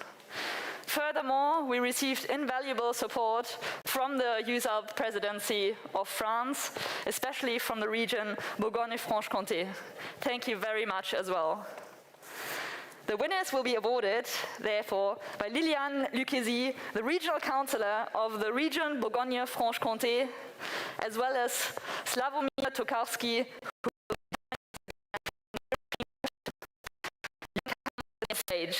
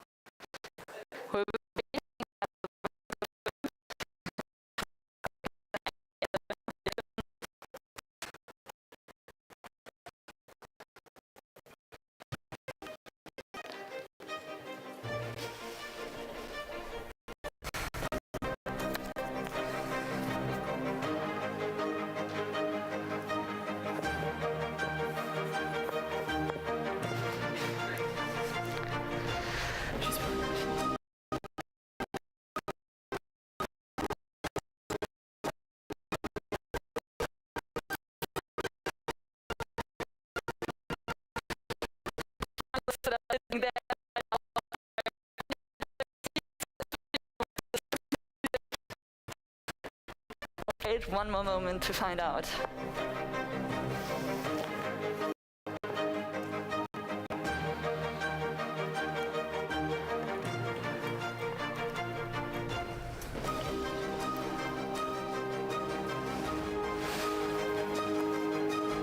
All right.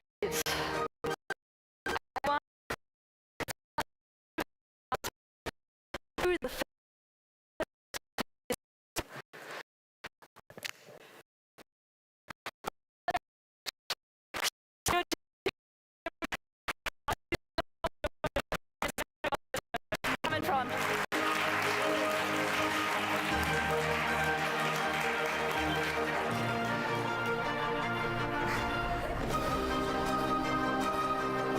be receiving your award. You will be receiving your award by Liliane Lucchesi from the region of Franche-Comté. Eh bien, vraiment, félicitations.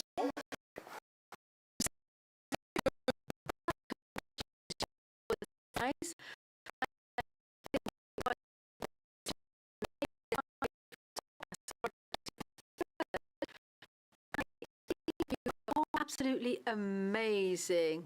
I don't know if they've got the got the headsets on them. Your idea is absolutely original.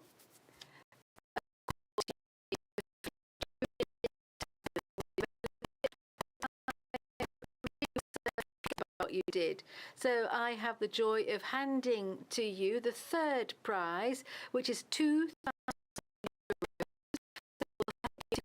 euros with your project. So congratulations to all.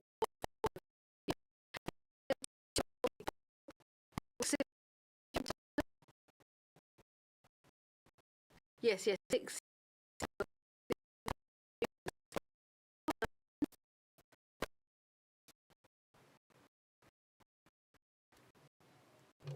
Bravo. Je sais pas si...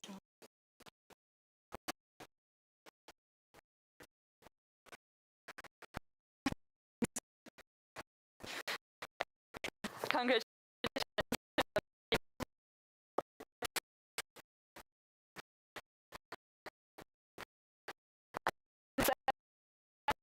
Very hard decision.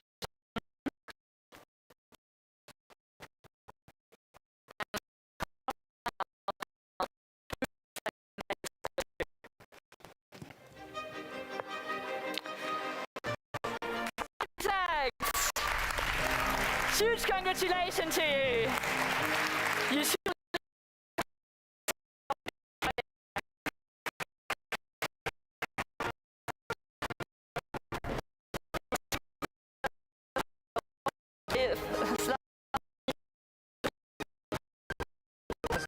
One question to ask you. How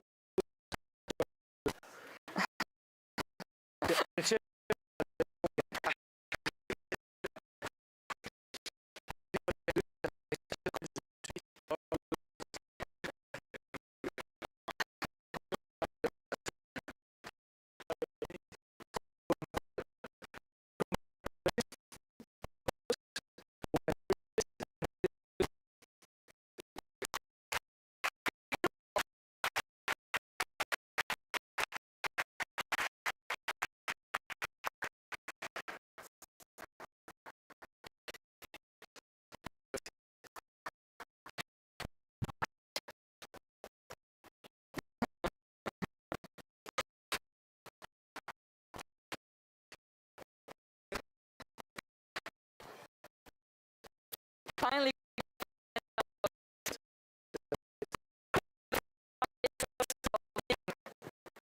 and to be honest,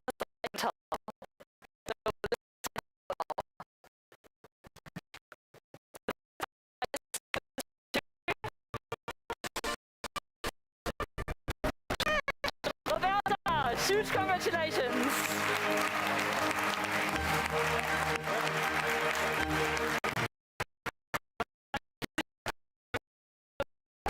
Prize together.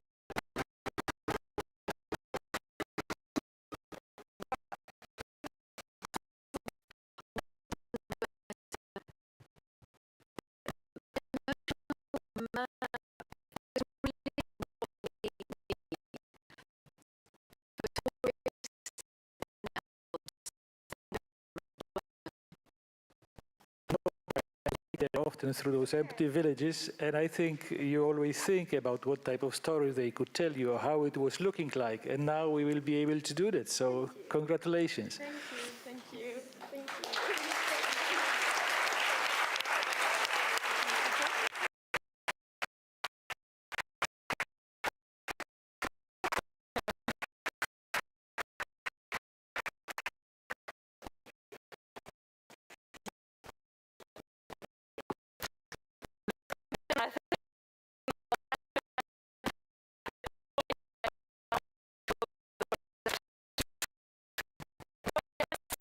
honorary certificate. And TUG, you'll have to recover it, or we send it to you. Maybe you can come to us on screen. Give a huge applause to the other two finalists, Alpine Twin and TUG too.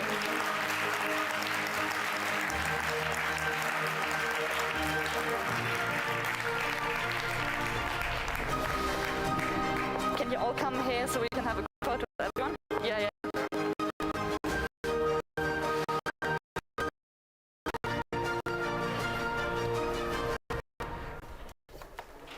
So here they are. I'm so impressed for all of your projects.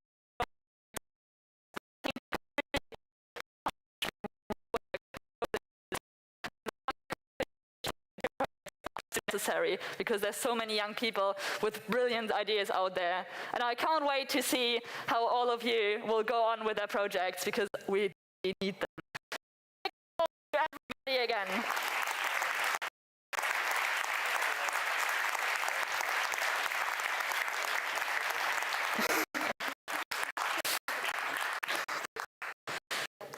Maybe can do one photo without masks for the years to come.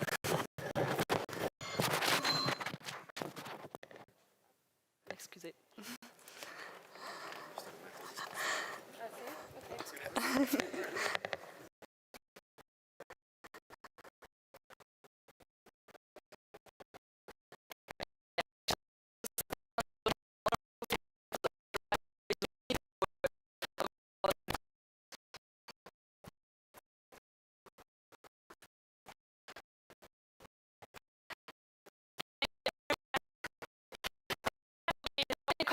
Also this evening and tomorrow, so make sure if you have more ideas, more questions to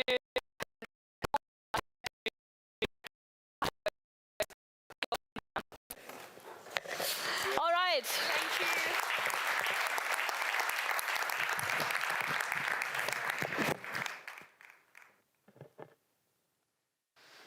It's been a